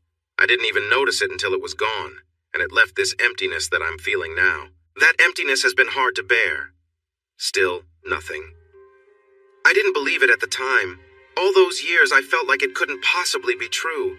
No one could care for me that much, so I brushed it aside. I didn't let myself think it was real. That I was just plain old, same old Linda. That you were wrong to look at me that way. But I loved it. I know that now. That was my oxygen. That was my light. That's why I loved you so much. Tears were rolling down her face again. Months of silence, not exactly fighting, just nothing. And now this. It's gone, isn't it, Jim? It's gone and it's not coming back. Yeah, pretty much. I'm sorry. I didn't understand what it would do to you, and I didn't understand what it would do to me either. I'll always regret what it cost me, what it cost us. But I'll also regret who I was and what I did and how I did it. She took a step back, resolved. She held her left hand in her right, slid her rings off and handed them to me. I'll sign the papers. I'm sorry. 20 years is a long time. Emma is getting married. Let me catch you up. Our divorce was final that August. Linda was married again by Thanksgiving. I have no idea how she did that or where she found the guy. It didn't last. Linda had tried to follow my plan of taking turns spending time at the house with the kids, and her new husband didn't care for that at all. He wanted her full time and wanted to take the kids with her. Linda wasn't having it. We had joint custody, and we were keeping them in their home. After all she'd done, she didn't want to take Emma and Tommy away from me. I guess her husband felt like she had only one foot in the marriage, and the whole thing lasted about 8 months. Then she found another guy a few months later and married husband number 3 within another year. That lasted 7 or 8 years. He was unfaithful several times, and eventually she had enough of that, so she moved on to husband number 4. She's been with him for almost 10 years now. I have no idea what he's like. I hope he's a football fan. I never learned if she really had kept things going with Mark Lavaliere behind my back after she said she'd broken up with him. It didn't matter anyway. I also never learned if she'd been unfaithful before that either. She'd said she hadn't, but really, I had no idea what she had been up to. Once I realized what kind of person she was, I was inclined to imagine the worst. I'd like to say that the asshole eventually got what was coming to him. I'd like to say that some jealous husband confronted him, or that he faced consequences for his actions. I'd like to say he experienced hardship and regret, but nothing like that happened. Instead, he continued playing football for a few more years, eventually facing a routine minor injury that didn't end his career but impacted his performance. He spent several seasons on the bench until the team bought out his contract, leading to his retirement as a wealthy man. Leveraging his natural charisma, he became a sports commentator, gaining further fame and fortune, and it seems he continued his pastimes, although I can only hope he found fulfillment in meaningful friendships and relationships. I kept in touch with Allison on occasion. I never dated her, and as far as I know, she never dated anyone. She started a support group with several other women who had been through similar experiences. I connected her with 3 of them through my contacts. They never held any interventions, but they met monthly to offer support to one another. Linda chose not to participate. It turned out that Allison had misrepresented the situation concerning her health, intending to provoke Linda in some way. I reached out to Allison's ex, Barry, but he was not receptive. On a positive note, her daughter Jenny turned out well. She is 31 and has 2 children of her own now. For years, I didn't date. I kept busy with work and the children. Emma responded positively to her therapy. Once the home situation had settled and the divorce finalized, her distracting antics diminished. After a year had passed, she returned to being my sweet girl, though she soon entered her teenage years. She was the one who encouraged me to explore dating again, insisting she didn't need a new mother, but I could use a partner. She was 11 when she made that observation. How did she become so perceptive? Elizabeth stayed with us for 6 more years, which I later understood is a long and fulfilling life for a dog of her size. She was one of the main reasons I felt no pressure to date. I had a loving companion at home, emotionally at least. There was always a warm, albeit furry, presence nestled in my bed each night. Someone who understood and shared my grief, helped me raise our children, and was always there to listen. This is harder to convey than I anticipated. I came home one day to find Sven acting restlessly. I attempted to put his harness on for a walk, but he resisted. I thought it unusual that Elizabeth wasn't with him, although she had been slowing down. Sven was yipping and trying to guide me to the bedroom. When I entered, I found Elizabeth lying on the floor near the foot of my bed. She was too weak to climb up. She hadn't eaten and was barely breathing, and her nose felt dry and warm. I scooped her into my arms, and she opened one eye and twitched an ear. "Jim, is that you?" "I'm here, old girl. I'm tired. I'm so tired. It's late for me." "Oh, Elizabeth." I felt my heart breaking all over again. "It's okay, Jim. You're with me now. Everything's okay. I love you." "I love you too, Elizabeth." "It's time. Help me out. Please. It'll be okay." I wrapped her in my blanket and bundled her into the car. I don't know how I made it to the vet without any incidents. I drove slowly, unwilling to fully accept the reality of the situation. I could hardly see through my tears. Dr. Body was sympathetic. "We've stabilized her, but her body is shutting down. I'm afraid this is normal. She's about 15 years old, isn't she? There's not much to do but keep her comfortable and help her along. I'm sorry." I believed him. I understand. "Listen, Mr. Johnson, a lot of families prefer not to be in the room during this time. I understand that. It's hard to see. We can do it that way. But I have to tell you, my patients often look for their loved ones. They feel alone, and it makes a difference if their owners are there providing comfort. It will mean something to Elizabeth if you are with her. It's your choice. You do what's right for you." "Of course I'll be there. She's given me so much. I owe her that." "Thank you. You're a good man. However hard this is for you, I promise it will make a difference for her." The lights were dimmed. Elizabeth was barely conscious. Her breathing was labored, and her eyes were heavy. "I'm here, Elizabeth. You're a good girl." "I'm a good girl. I've been a good dog for you, haven't I? I told you I would be." "You were right, old girl. You're the best dog in the world." "Don't be sad, Jim. You gave me a good life. You saved me, I know that. You saved me too. I needed you. I didn't even know how much, but I needed you. I'm glad we found each other. Half my life, Jim. I was with you for half my life. You gave me a new family, a good family. I'm sorry about your mate. I know you were sad. I did my best to fill in. I did what I could to help. Oh, Elizabeth, what am I going to do without you? You'll be okay. Sven's a grown dog, but Emma and Tommy still need you.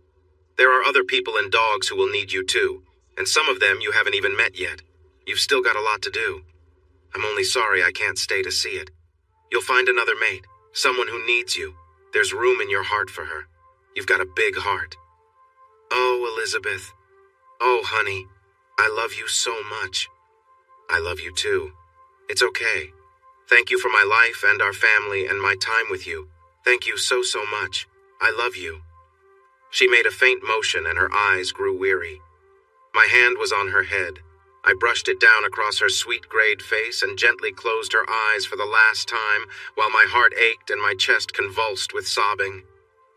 I don't remember another single thing that happened that day. With Elizabeth gone and Emma encouraging me about dating again, I decided to start trying. It was almost 7 years after that leap night. It was awful. I was set up with a woman named Ellen, an acquaintance of LWS. She was pretty enough, I guess you'd have to call her beautiful. But I was awkward, embarrassed, and uncomfortable. I hadn't dated anyone but my wife for more than 16 years, and I was never really all that good at dating to begin with. It felt even more challenging as an adult when life is supposed to be in order. When you're young, everyone is full of hope and promise and healthy anxiety, but at my age, with a failed marriage behind me, everyone was filled with bitterness and regret. In principle, dating is no different than anything else. The first few times you do something new, you struggle with it. But if you keep it up, it gets easier, and you start to gain confidence. So I persisted. I wrote profiles, took pictures, and put it all online through those websites and apps. I joined groups, went out, and engaged in various activities. I made a lot of mistakes, but they were the ones I needed to make, and there's no getting around that. So I learned some of life's lessons. The first one is that desperation is a real turn-off. It is almost nothing more off-putting to anyone. I wanted to date to prove I was worthy. I wanted to show Linda and the world that I'm desirable and that there's nothing wrong with me. If you start out with the idea that you're not worthy and you're seeking evidence to prove otherwise, it can lead to disappointment. I learned that not all good relationships are supposed to be permanent. Sometimes things run their course and it ends when it should, and there's nothing wrong with that. At best, a good relationship is open-ended. It can continue indefinitely as long as it's progressing positively for everyone involved. Some of the relationships I had were rewarding in their own way, even if they didn't last. If I could go back in time to change them, I wouldn't do anything differently. Looking back, I have to admit I pursued some relationships because they seemed likely to be short-lived. There were experiences I needed to have, so I sought them out and embraced them. Does that make me a hypocrite? Maybe. Probably not. I wasn't married when I did that, nor were the women I pursued. Besides, I wasn't trying to cause harm to anyone else. I learned to broaden my horizons, how to ask for what I want and need, and how to be ready to give what is asked of me. This turned out to be really important. I have a type. Linda was my type. Having a type can be limiting. It's hard to be happy when you're helplessly enthralled. It's unrealistic to assume that things will work out between two people solely based on attraction. The only reliable principles that apply are openness, communication, and a committed dedication to each other and the relationship. I was so focused on what Linda represented that I never noticed her true self. I certainly paid the price for that. So, I chose to date outside of my type. I was quite open-minded, and I almost didn't care about the physical attributes of the women I dated. Every individual is unique and beautiful in their own way, and the most appealing quality is a person's happiness and connection with me. I wasn't fixated on specific traits or looks. As long as someone was genuine, I was fine with getting to know them. I preferred to avoid the complexities that often came with those who might be viewed as conventionally attractive. I wanted someone who genuinely wanted to be with me without any competition or doubt. The only guideline I adhered to was being considerate of age differences. I aimed to be respectful and not overstep boundaries. I'll admit I didn't venture far outside of my ethnicity, but I recognized that I could have explored broader options. I consciously avoided women who resembled Linda in any way, which may have caused me to overlook a couple of potentially meaningful connections. I hope I didn't unintentionally hurt anyone's feelings. This approach opened up numerous opportunities for me. I discovered qualities in women and people in general that I had never thought to seek out, and I found joy in those pleasant surprises. By being open and letting go of my preconceived notions, I could appreciate individuals for who they truly were. If only I could have embraced this perspective when I was younger. I learned that most people have good intentions. Very few act with the intent to harm. When conflicts arise, it's often due to thoughtlessness and a focus on oneself. Ultimately, we all crave love and acceptance. I learned to express, "I love you." Those are significant words, but they do not promise permanence or a long-term commitment. They simply convey a feeling. There's a distinction between what you feel and how you choose to act on those feelings. I was able to allow myself and my partners the dignity of expressing genuine emotions without expecting anything more from them than just that. Things eventually turned around for me. It was rough for a few years. I had no idea how Linda managed her relationships, but it seemed that it didn't work for men in the same way. Nobody rushed in to support us or claim us. However, after a few years, there came a significant change, and suddenly everything started working in my favor. At first it came gradually. There weren't many single women around. The women in their 30s were often busy with family and careers, and those who were single didn't seem particularly interested in serious connections. When women are young, they are often the desired ones, and men compete for their attention. They enjoy the attention and the fun of social interactions, feeling confident that they have plenty of potential partners. However, as they reach middle age, that dynamic shifts.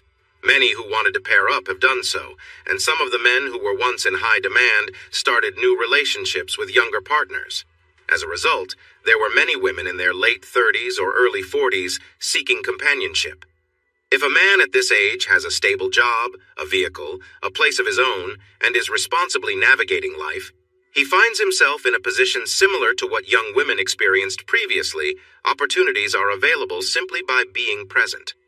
For a time, I was the sought-after partner, and I experienced numerous short-term relationships over a few years. Some of these connections lasted weeks, while others were more enduring. Two of these individuals remain friends of mine to this day, while another was eager to get married regardless of the partner. One woman, who I found interesting, kindly expressed her feelings after 2 dates, stating that she didn't foresee a future for us. I appreciated her honesty. I'm concerned that I may have come across as inconsiderate to some, but I hope that a few remember me positively. I take comfort in the idea that I contributed as much good as harm, though it's hard to gauge such things in the moment. Ultimately, I got to explore many experiences that I hadn't had in my youth. I'm not especially proud of everything I did, but I am proud that I got through it. They say dating is a rat race. Well, there are plenty of rats, but it's not a race. Things happen when they happen, and if they don't, they don't. There are far too many moving parts in human relationships to engineer what might go on between you when you start getting close, and we're foolish to try. The best thing to do is to detach from the results, be comfortable with who you are, and develop confidence in yourself. Confidence is the opposite of desperation. I ended up following Pete's advice and quit worrying about it. I focused on myself, went to the gym when I didn't want to, and I pretty much quit drinking. I took the trouble to do the things that I otherwise wouldn't have done, and even took dancing lessons. I remembered how the asshole used that to his advantage, and I figured I needed to up my game. It turns out that there are more women than men taking these classes, and I danced with an awful lot of them, which led to some dates.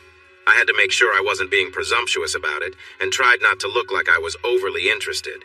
It's funny, the best way to date at my age is to seem like you're not overly interested.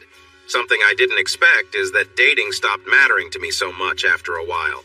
The specter of dating again no longer loomed so large. I wasn't intimidated by it. I stopped trying so hard. There were times when I realized I hadn't been on a date or had a steady casual relationship for quite a while, and I didn't miss it. It just didn't seem all that important anymore. When I'd stopped trying, content to just be myself, not putting on a show and starting to feel comfortable in my own skin again, more than 10 years had gone by. That's when I met Grace. Grace was nice. I liked her right away. I wasn't thunderstruck, but I felt an immediate affinity for her as a kind of kindred spirit. She'd been cheated on and divorced too. She also had 2 kids like me. Chuck and Bethany were a little younger than Emma and Tommy. I didn't get to meet them for a long time, and she didn't meet mine either. Although we agreed to be exclusive, we kept it casual and fun for months. Then we began to understand that we were both putting up barriers that didn't need to be there. She wasn't going to hurt me. I wasn't going to hurt her. We'd both been through difficult experiences and didn't want to repeat that with each other. We didn't rush to the altar. There was no point. We were both grown-ups with that particular rite of passage behind us. We weren't planning to make any more babies at our age, so what was the rush? The connection we shared was truly fulfilling. She was a beautiful, confident woman who knew what she liked and communicated openly. She was sensitive to my needs and desires, and I was equally attuned to hers. We were intent upon pleasing each other, and it was a rewarding experience. Each of us had expanded our horizons since our divorces, and we shared the benefits of our respective experiences. However, it wasn't just the techniques we'd learned that made it special. It was how we were with each other. Curiously, intimacy wasn't the focal point. Neither was romance. Oh, it was abundant and powerful, but it was there by choice. We weren't being swept away by intensifying emotions. We were cultivating our connection. We ignited sparks, set the kindling, and nurtured the flames that grew into a warm and abiding presence in our lives. Falling in love with Grace was a completely different experience than with Linda, and a much better one. With Linda, it felt like I was just along for the ride, experiencing the highs and lows as if on a tumultuous journey.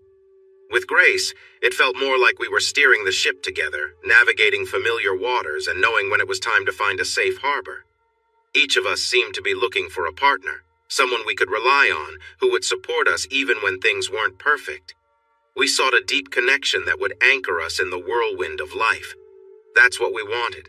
That's what we found. And that's what we created together. Grace is a good, decent person with a mighty heart, and she seems to think the same of me. We complement each other and make it work, bringing an enormous sense of relief and comfort. Being with Grace is like settling into a warm bath at the end of a long day. With her, I finally feel at home. We dated for 4 years before we got married, having lived together for 2 of them. The kids, now in their late teens, got along well and seemed to accept each other and us. They could see the bond we had, and I believe all 4 were genuinely happy for us. Our wedding was a simple, private affair. We preferred not to spend excessively on a large celebration. Instead, we took a honeymoon cruise around the Caribbean islands. When Tommy turned 18, the 4 of us involved in the family property trust agreed to sell the house once he finished high school and settled into university housing. Freshmen were required to spend their first year in dorms, but we decided to invest the proceeds from the house into a 4-plex near the university, renting out all 4 units as student housing initially, and later allowing Tommy to live in one of the units. After he graduated, we planned to sell that, ensuring each of the kids would have seed money for a down payment on their own homes. As it turned out, we waited another 2 years because, as a rental property, it was cash flow positive and the housing market hadn't yet peaked. While he was in high school and college, Tommy got deeply involved in fencing. I had no idea that the sword in the master bedroom would affect him so profoundly and change the course of his life. As I've gotten older, it seems that little unplanned things accumulate and divert us onto new paths we might never have thought of. Tommy was blessed with the ability to read his opponents, wait for the right opportunity, and then strike swiftly and precisely. His college education was partially funded by a fencing scholarship, and he even made the U.S. Olympic team, competing in sabers and épée. After that, he branched out into kendo and other martial arts, and now, at 24, he works as a weapons master, trainer, and combat choreographer for theater and film productions. He is engaged to Bernice, a talented Belgian gymnast he met in Paris. Emma became a clinical psychologist, perhaps influenced by her own experience with therapy. She also had the benefit of her summer job waitressing at the Willing Mind. I am humbled to think of how much she must have learned from Lynn. She was finishing her state certifications when she got engaged to Bradley, who seemed to be a decent young man. He didn't follow the old-fashioned tradition of asking for my daughter's hand in marriage. I suspected Emma had more to do with getting engaged than he did. Still, I felt obliged to give him at least a little bit of fatherly grief. I cornered him when he and Emma were over for dinner a few weeks before the wedding. He wasn't exactly avoiding me, but he'd done a pretty decent job of it. "Bradley." He looked at me, startled. "I'd like to talk to you man-to-man for a moment. Is this the part where you give me a warning if I don't do right by your daughter?" He was kind of joking. Kind of. "Nah, I'll let Tommy handle that. This is something else, look." I turned away momentarily, then turned back to him. "It's hard to say. Every father feels like nobody is ever going to be good enough for his little girl. No exceptions. You'll feel this way about your daughter someday when someone comes along wanting to take her away." I suddenly felt a bit lightheaded, but regained my composure quickly.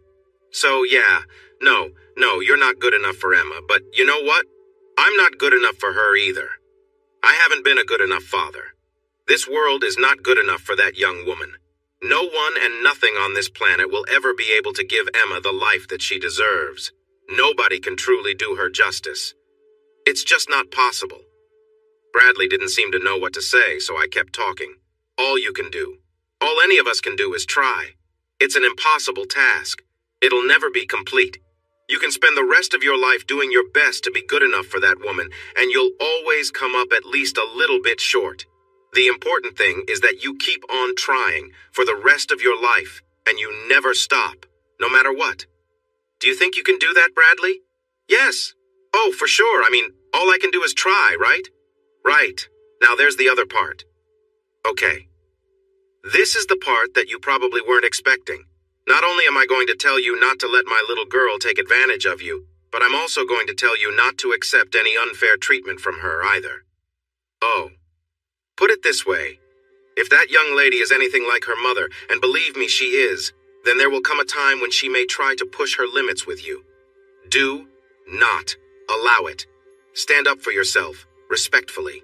Be firm when it counts and don't let her treat you unfairly. Marriage is supposed to be a partnership. If you put her on a pedestal or allow her to walk all over you, it's not a partnership, and that could lead to problems. Got it? I hope so. If it helps, when the day comes that she says, I need to do this, and if you love me, you'll accept it because this is how it's going to be. Well, just remind her of what her mother did in her own marriage and how it affected the family. What was that? I mean, what did Linda do? Emma never told you? No, it's never really come up. The only time we talked about it, she said she didn't remember what happened. She was only, 7? She barely remembers you two being married. I guess that's fair. She was young and we did try to shield her from it. Well, this story is going to require a glass of brandy. I went to the sideboard and poured us a pair of snifters. Don't drink it too fast. Sip a few drops at a time and let it linger on your tongue. I shared this long, sad tale. Grace peeked around the corner to check on us once, but I raised my eyebrow at her and she immediately understood. This is important man-bonding wisdom. We are not to be disturbed. My years communicating non-verbally had paid off. Grace thankfully convinced Emma to leave us alone, though she may have felt anxious. Bradley didn't have to take me up on my advice until 9 years later, and I didn't find out about it until almost 3 years after that. Their children were small, and Emma was just a few years older than Linda was on that fateful leap night. I don't know precisely what, if anything, actually happened.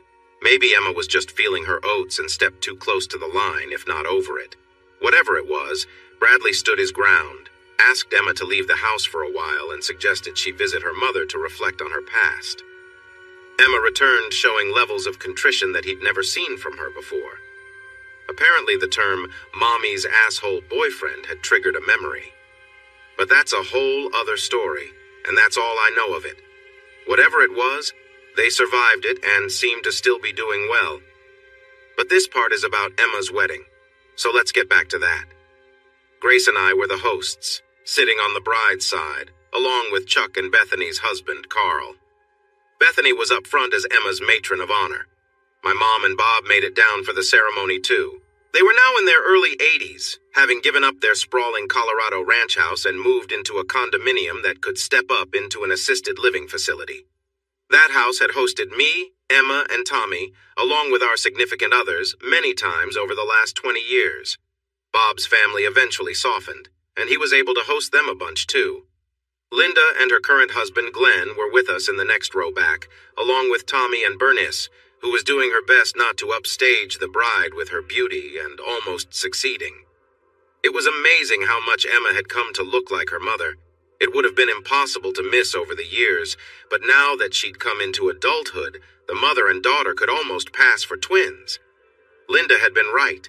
My little girl had my brain, and in many ways, she'd been more my daughter than hers, but physically, seeing Emma in her wedding dress was like looking at the ghost of my first bride.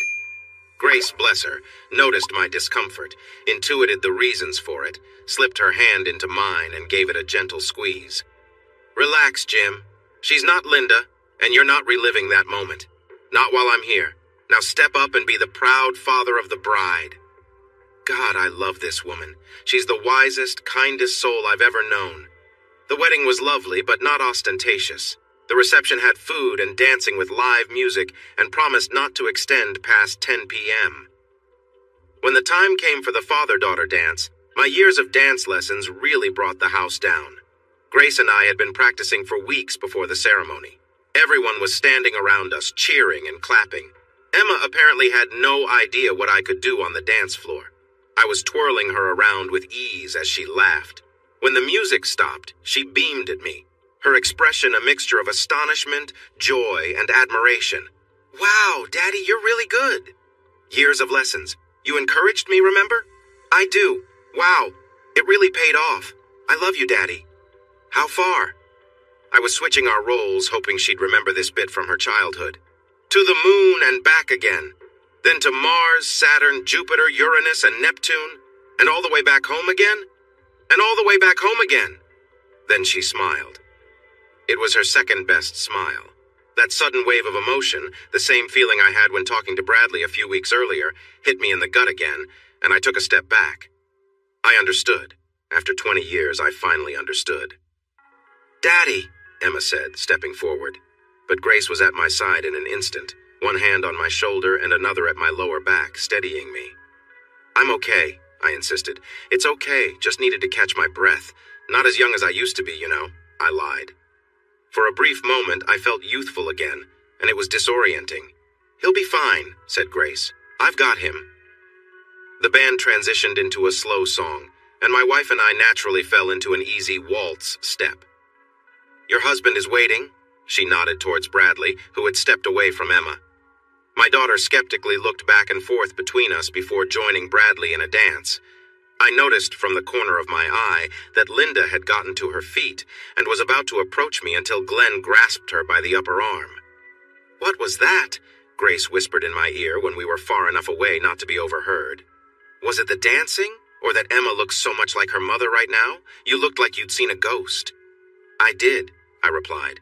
I've told you how my dog taught me how to communicate without words. That's how I could see it. It was right there in front of me 20 years ago, but I didn't recognize it then. Yes. I know how you miss Elizabeth. I wish I could have met her. I do too. I think she would have liked you. I believe she would have approved of you. She told me while she was, during her last days, that I'd find another partner. I have to believe she was referring to you. That's nice to hear. Thank you. But tell me what you saw. It was her smile. Emma showed me her second best smile, the kind that doesn't fully reach her eyes. It was exactly the same smile that Linda gave me moments before she left me at the dance club with Marc Lavaliere. Exactly. Except this time, I knew what it meant. I could understand it in a way I hadn't before. What did it say? It was goodbye. Without speaking, my daughter conveyed, "This is it. This is goodbye. Even though I don't want to admit it to myself. I want you to stay where you are so I'll know you will always be there for me. But I'm leaving you behind now because I'm doing this other thing and I really don't think I'll ever be back, at least, not all the way." That's what that smile means. That's heartbreaking. I was prepared for it with Emma. We all knew this day would come. And yeah, it's a mixture of sadness and triumph. The children grow up, they become their own people, and they leave us. That's always been the deal. The thing that surprised me just now was realizing what it meant 20 years ago. That was goodbye. Neither one of us anticipated it. Neither one of us understood it at the time, but that was the moment it all changed. All that other stuff, the separation, the counseling, the split-up house, none of it made any difference. It's a significant realization. Are you okay? I've got you. I'm great. I've never been better. Good. She somehow moved a bit closer. I'm never going to do that to you, Jim. Never, ever. I'm home now. That kind of moment won't come until the end of my days, or yours, and I'll be waiting on the other side if I go first. Now, don't be saying that. You're only 50. We've got another 50 years in us, Lord willing. She chuckled. Yeah, and for 30 of those, we'll be too old to remember what we're even doing. Never say never. Look at my mom. She and Bob were slow dancing 20 feet from us. It's a deal, old man. I'll hold you to it, old lady. The song wound down and we made our way back to our table, but we were stopped halfway there by Linda. Excuse me, Jim? I'm sorry, Grace, I apologize. I just saw. Well, Jim, you had a kind of moment there at the end of your dance with Emma, and I wanted to make sure you're all right. She gave a shy, nervous half-smile. I'm fine, I promise. Thank you for asking. That's very kind of you, I said. We'd been civil during the planning for this event. Not overly friendly, not overtly hostile, just businesslike. And whenever possible, we kept ourselves in the presence of one or the other's spouses, just as a buffer. Good. That's good to hear. She winced a little bit. Grace, I know this is awkward, but if it's okay, I'd like to ask your permission to borrow Jim for a dance. Just one dance. I'll give him right back. Grace snapped her eyes towards me, then Linda, then back at me. You old dog, you sly fox. This is what that whole thing was about, isn't it? Yeah, guilty. What? Asked Linda. Come. She walked us back to our table. Sit, both of you. She sat between us. I'm sorry, she said to Linda. You see, Jim sat me down yesterday, held my hands, looked me right in the eye, and promised me that, aside from the father-daughter dance and one dance with his mother, he was going to dance with no one else but me today. He said he wanted it to be special for us, as a couple, not just for Emma and Bradley. This, despite more than a decade of ballroom lessons where he had danced with hundreds of women, he went out of his way to tell me that tonight, he was all mine, and no one else's dance partner. Linda went pale and silent. Grace gave me a sly side-eye. And here I thought he was just trying to assure me he had no intention of showing me up with Bernice or one of the young bridesmaids. This was about you. And oh my goodness, that promise not to dance with anyone, but how could I not have seen it? This was about that night. Linda stammered. I'm sorry, I'll just go. Enjoy your evening. Wait, stop. Don't go anywhere, Linda. Grace had her hand on Linda's shoulder. Jim owes you an apology for this. He doesn't. Yes, he does. He maneuvered me into rejecting you publicly. You don't deserve that, not after all this time. And you, Buster, she said to me, don't think you're getting off easy. Here's how it's going to go. Linda, I'm going to politely accept your request. You have my permission for one dance. Don't ask for another. Don't stay with him for the next slow one. And don't speak a word. Also, I'm dancing with your husband while you dance with mine. She turned back to me. Jim, you do not get to use me to snub the mother of your children. Not on Emma's wedding day. That's not fair to any of us, especially me. The two of you have a complicated history. That's no secret. It's been festering for 20 years. I will not have it affect us, and I will not let it sully this occasion. Emma deserves better from you. I felt about 3 inches tall. Then Grace had mercy on me. Jim, I know you're over Linda, and I know she's no threat to our marriage, but the situation still eats at you sometimes, like now. So the two of you are going to sit down over drinks or coffee or something this week. No, tomorrow. Do it tomorrow, after the brunch. You're going to go somewhere alone and have it out. Get it over with. I'll take Glenn somewhere else, and the two of us will chat about the two of you for however long it takes. Got it? Grace, I'm sorry, I said. You're right. I had no business putting you in this position. I should not have used you to get at Linda. That wasn't fair to anyone. And Linda, I'm sorry I set you up for that. Grace is right, you don't deserve it. That was petty of me. I feel like I do deserve it. Linda was looking straight at me. Not at the table, not looking away. That was new. I mean, that night, all those years ago, I set you up with that same promise about not dancing with anyone else, and worse. I spent the whole evening teasing you and stringing you along, and when my chance came, I failed you. I know now that my actions carried more weight than I understood at the time. It was wrong of me, and I regret how it turned out. That was his thing.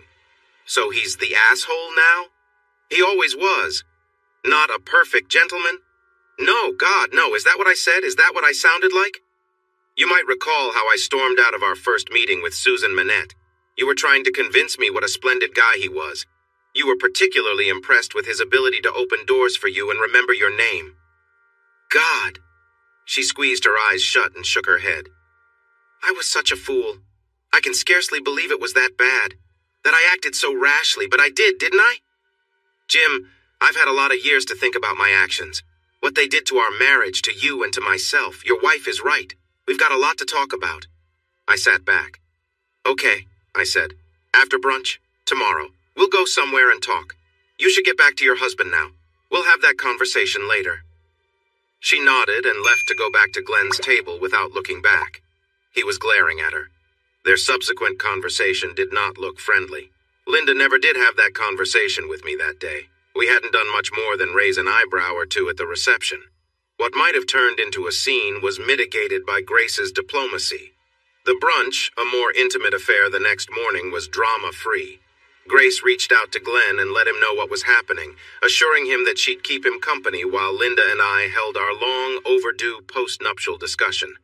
He wasn't exactly happy about it, but he was persuadable. With Emma and Bradley off at the airport to leave for their honeymoon, I ordered coffee for Linda and myself. I doubted either one of us would drink any of it, but that's how you pay rent on the table at the cafe.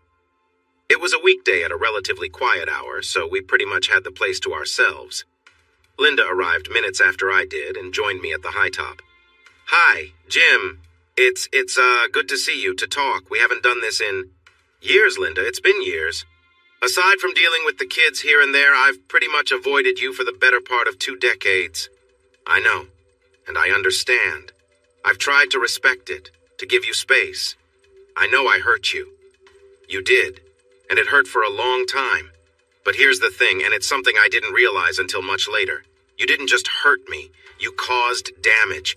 It wasn't just bruised feelings, it was real harm. To me, to my life, to my confidence and self-image, you broke me. I've had to rebuild myself and my self-esteem from pretty much nothing. I understand that now. Jim, you should know I'm a different person than I was back then. I have been seeing therapists, on and off, all this time. I've been in marriage counseling with each of my husbands, and I've had a lot of individual sessions as well, trying to understand why I keep making poor choices. She sniffed and delicately blew her nose into a napkin. Things aren't going all that well with Glenn, I'm sorry to say. I think we'll make it. I hope we will. But it's been tough lately. This meeting and that thing with the dancing yesterday have irritated him, I know.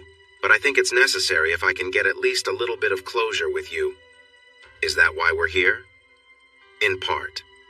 I also I needed to give you the apology I should have given you back then, but never really managed to. I didn't have it in me at the time. I didn't have the tools required, and I lacked the self-awareness. Now I'm better equipped.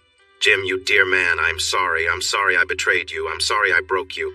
I'm sorry I destroyed your trust in me. And I think in women in general, and maybe in the whole human race. You've spent a long time just being hurt and trying to recover, I know, and it's my fault. I'm sorry I ruined our marriage and our relationship. I'm sorry I put our children through that loss. I'm not only sorry because of what it cost me, and what it cost all of us.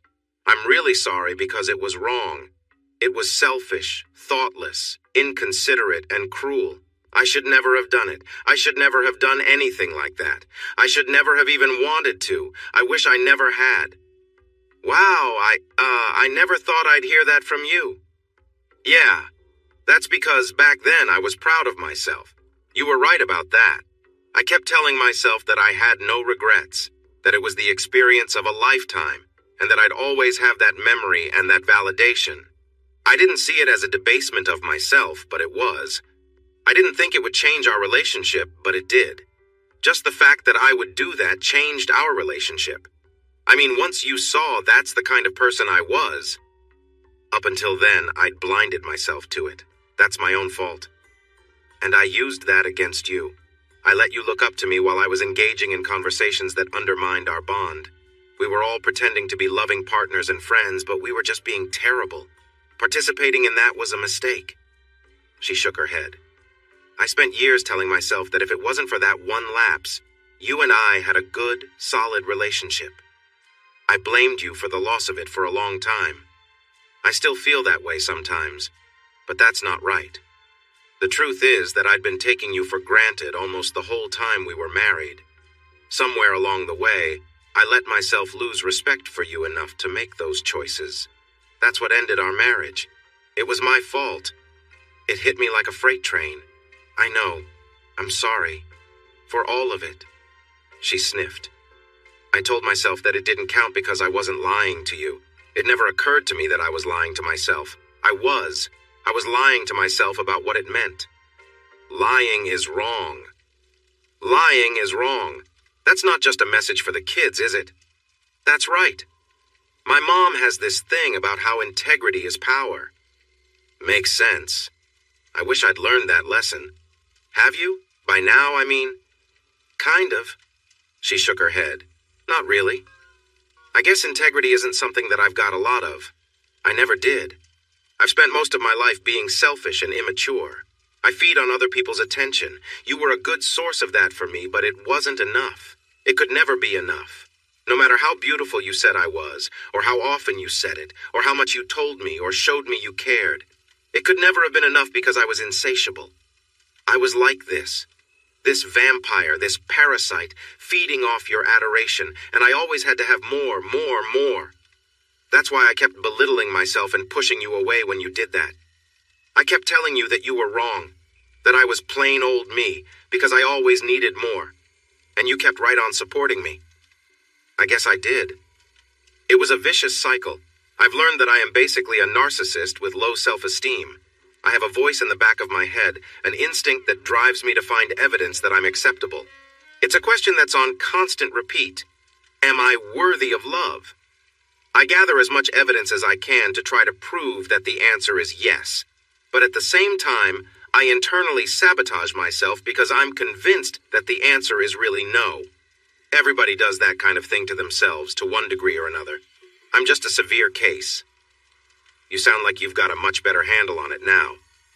Acknowledging the problem is the first step. Even that took years of counseling. It's still there in my head, but I've got red flags pinned all over it. She smiled sheepishly. I'm a work in progress. As are we all. That's kind of you to say. Well, I've been avoiding you for a long time. I owe you some courtesy. And I'm sorry I set you up for rejection on the dance floor yesterday. It's okay. I get it. You've gotten really good, by the way. You've been taking dance lessons? All this time. Really? Really? It was a way to get me out of the house, get me out of my funk, and, yes, meet some new people. That's how I met Grace. Plus, I really hated how that guy showed me up that night. I knew that you and every other person in the place, but especially you, were always going to see me as less capable. On the dance floor, and yes, in other areas of my life too, while that guy was clearly someone who knew what he was doing. So I needed to elevate my skills. You were never lacking in ability. I felt like it. I could never stand to think of how you'd compare me. There was no comparison. Exactly. No. Oh my God, no, not like that. Jim, not like that at all. Oh, come on, you made it perfectly clear that I could never measure up. Jim, look at me. Look me in the eye. I did. She didn't flinch. Jim, I really did love you, with all my heart, even though I handled it poorly. Despite my behavior, you were right, it was wrong. As the years have gone by and I've reflected on everything that occurred, I've had to keep asking myself, was it worth it? Was it worth throwing away a marriage for fleeting moments that hold no real significance? For a long time, the answer was no. Definitely not worth it. But now that question feels irrelevant. If I'm asking if it was worth it, then it had to have held some value to begin with. But it didn't. Looking back, it's been completely worthless. There was no meaningful experience, nothing to compare. Zero. It was the most pointless and destructive decision I ever made. That wasn't how you felt at the time. I know, I was deceiving myself. I saw it as something positive, but I knew deep down there was no love. I didn't feel special. I felt no more significance than the sheets on the bed. It wasn't even fulfilling in a meaningful way. You once told me I would reflect on it for the rest of my life as a defining moment, one that I would never experience again. You said I would live in its shadow if I tried to stay with you. And you were right. That was my intention. But do you know what I remember now? You. It's all about you. That part of my life feels non-existent. I only think of you. Those are my happy memories. I don't know what to say. I never got that defining moment. It was an illusion. I thought it would be something special, something that would affirm my worth, not just a role in the background. I thought I could hold on to that moment forever. It never materialized. Instead, I only revealed myself as someone who betrayed her family, and for what? I was just used, just a pawn in someone else's game. The only thing I was left with is regret. I'm sorry. I'm the one who's sorry. I've lived with the consequences of my actions. It wasn't fair that you had to endure it as well. She shook her head. It was completely unfair. I'm glad you found someone now. You deserve someone who will treat you appropriately the way I never could. Grace seems like a good person. I hope you have a fulfilling relationship with her. She is. I do. Do you love her? Do you truly love her? Yes, I do. It's different. I remembered my conversation with my mother all those years ago. Funny. Those few days are etched in my memory as if they happened last week. When we're young, we feel things so intensely. Everything is so vibrant. But with age, my relationship with Grace is less sharp. But it's heavier and more substantial.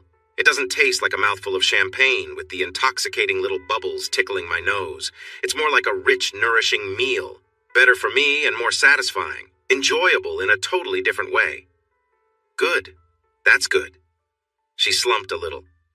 I would like to be able to say that maybe you and I could have had that if we'd stayed together. Maybe we could have grown into it. But honestly, knowing how I am and knowing how you are, I kind of doubt it. Turns out I'm not very good at being married. Funny. For somebody who gets married as much as I do, I'm a terrible wife. Surely you've gotten better. All that therapy. It's made some difference, sure, but you were smart about it. You took your time finding your next marriage. You let yourself heal. You found out who you were on your own, as a single man and a single parent. You had the good sense to wait. I'm only sorry it took you, 10 years? Almost 11. I met her 9 years ago. We've only been married for 5.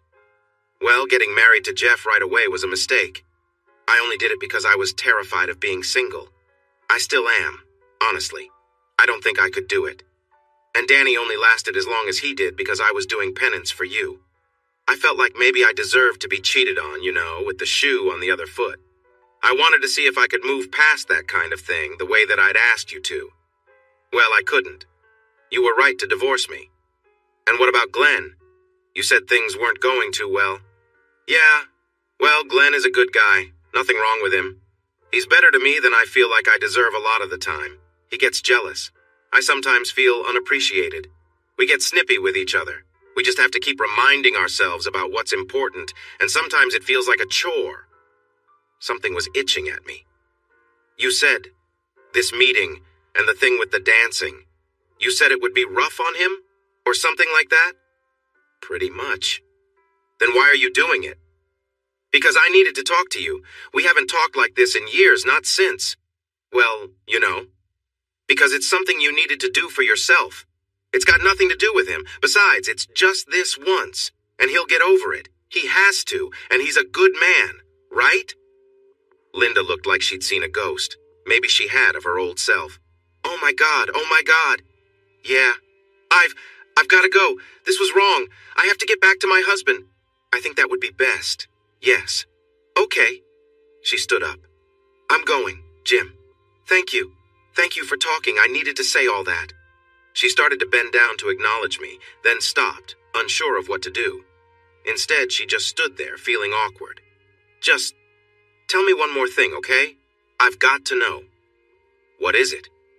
I hoped she wasn't going to ask about us getting back together or try some sort of what-if game. At the end of your dance with Emma yesterday, you scared me. You scared everybody. What happened? Oh yeah, it was her expression. She had that familiar smile that seemed to say, I'm moving on now, even though I don't want to admit it. Stay put and wait for me, but I won't be back. I appreciate everything you've done. I was somewhat prepared for that. I mean, it was her wedding, her new beginning. But I hadn't anticipated recognizing that same expression I had seen a long time ago on a face just like hers. That's what got to me. Linda shuddered and regained her composure. Oh dear. Oh, Jim. I'm truly sorry. It's okay, Linda. I've come to terms with it. For what it's worth, I can finally forgive you. I've let it go. Now go. Go to your husband and be the partner to him that you weren't with me. Thank you. Thank you, Jim. We'll be in touch. Thank you. So, how did that go? Grace had just parted with Glenn when Linda arrived and reclaimed him. It was good. I think it went well. I wasn't expecting her to be as apologetic as she was. She seems to have done a lot of self-reflection. I'm sure. And you? Did you get a chance to say much to her? A couple of things. I let her know that it wasn't just my feelings that were affected when she left, but she already understood that. I also mentioned I recognized the farewell in Emma's smile at the end of our dance. That caught her off guard, and I forgave her. You did? Yes, truly. After 20 years, I could finally put it behind me. Good for you. She snuggled into my embrace. Good for us. Yeah, I embraced her back. I feel settled now. I'm happy. I know how fortunate I am to have you and how rare this is. I looked into her eyes, seeing warmth and understanding. I genuinely hope that woman finds peace. She still has her old challenges to face. Right, I hadn't thought of that. Same old Linda. Glad I'm not her. Me too. Thanks for watching this video. Don't forget to subscribe to Infidelity Plus to stay updated with more captivating tales of infidelity and payback. Turn on notifications so you're the first to see our latest content.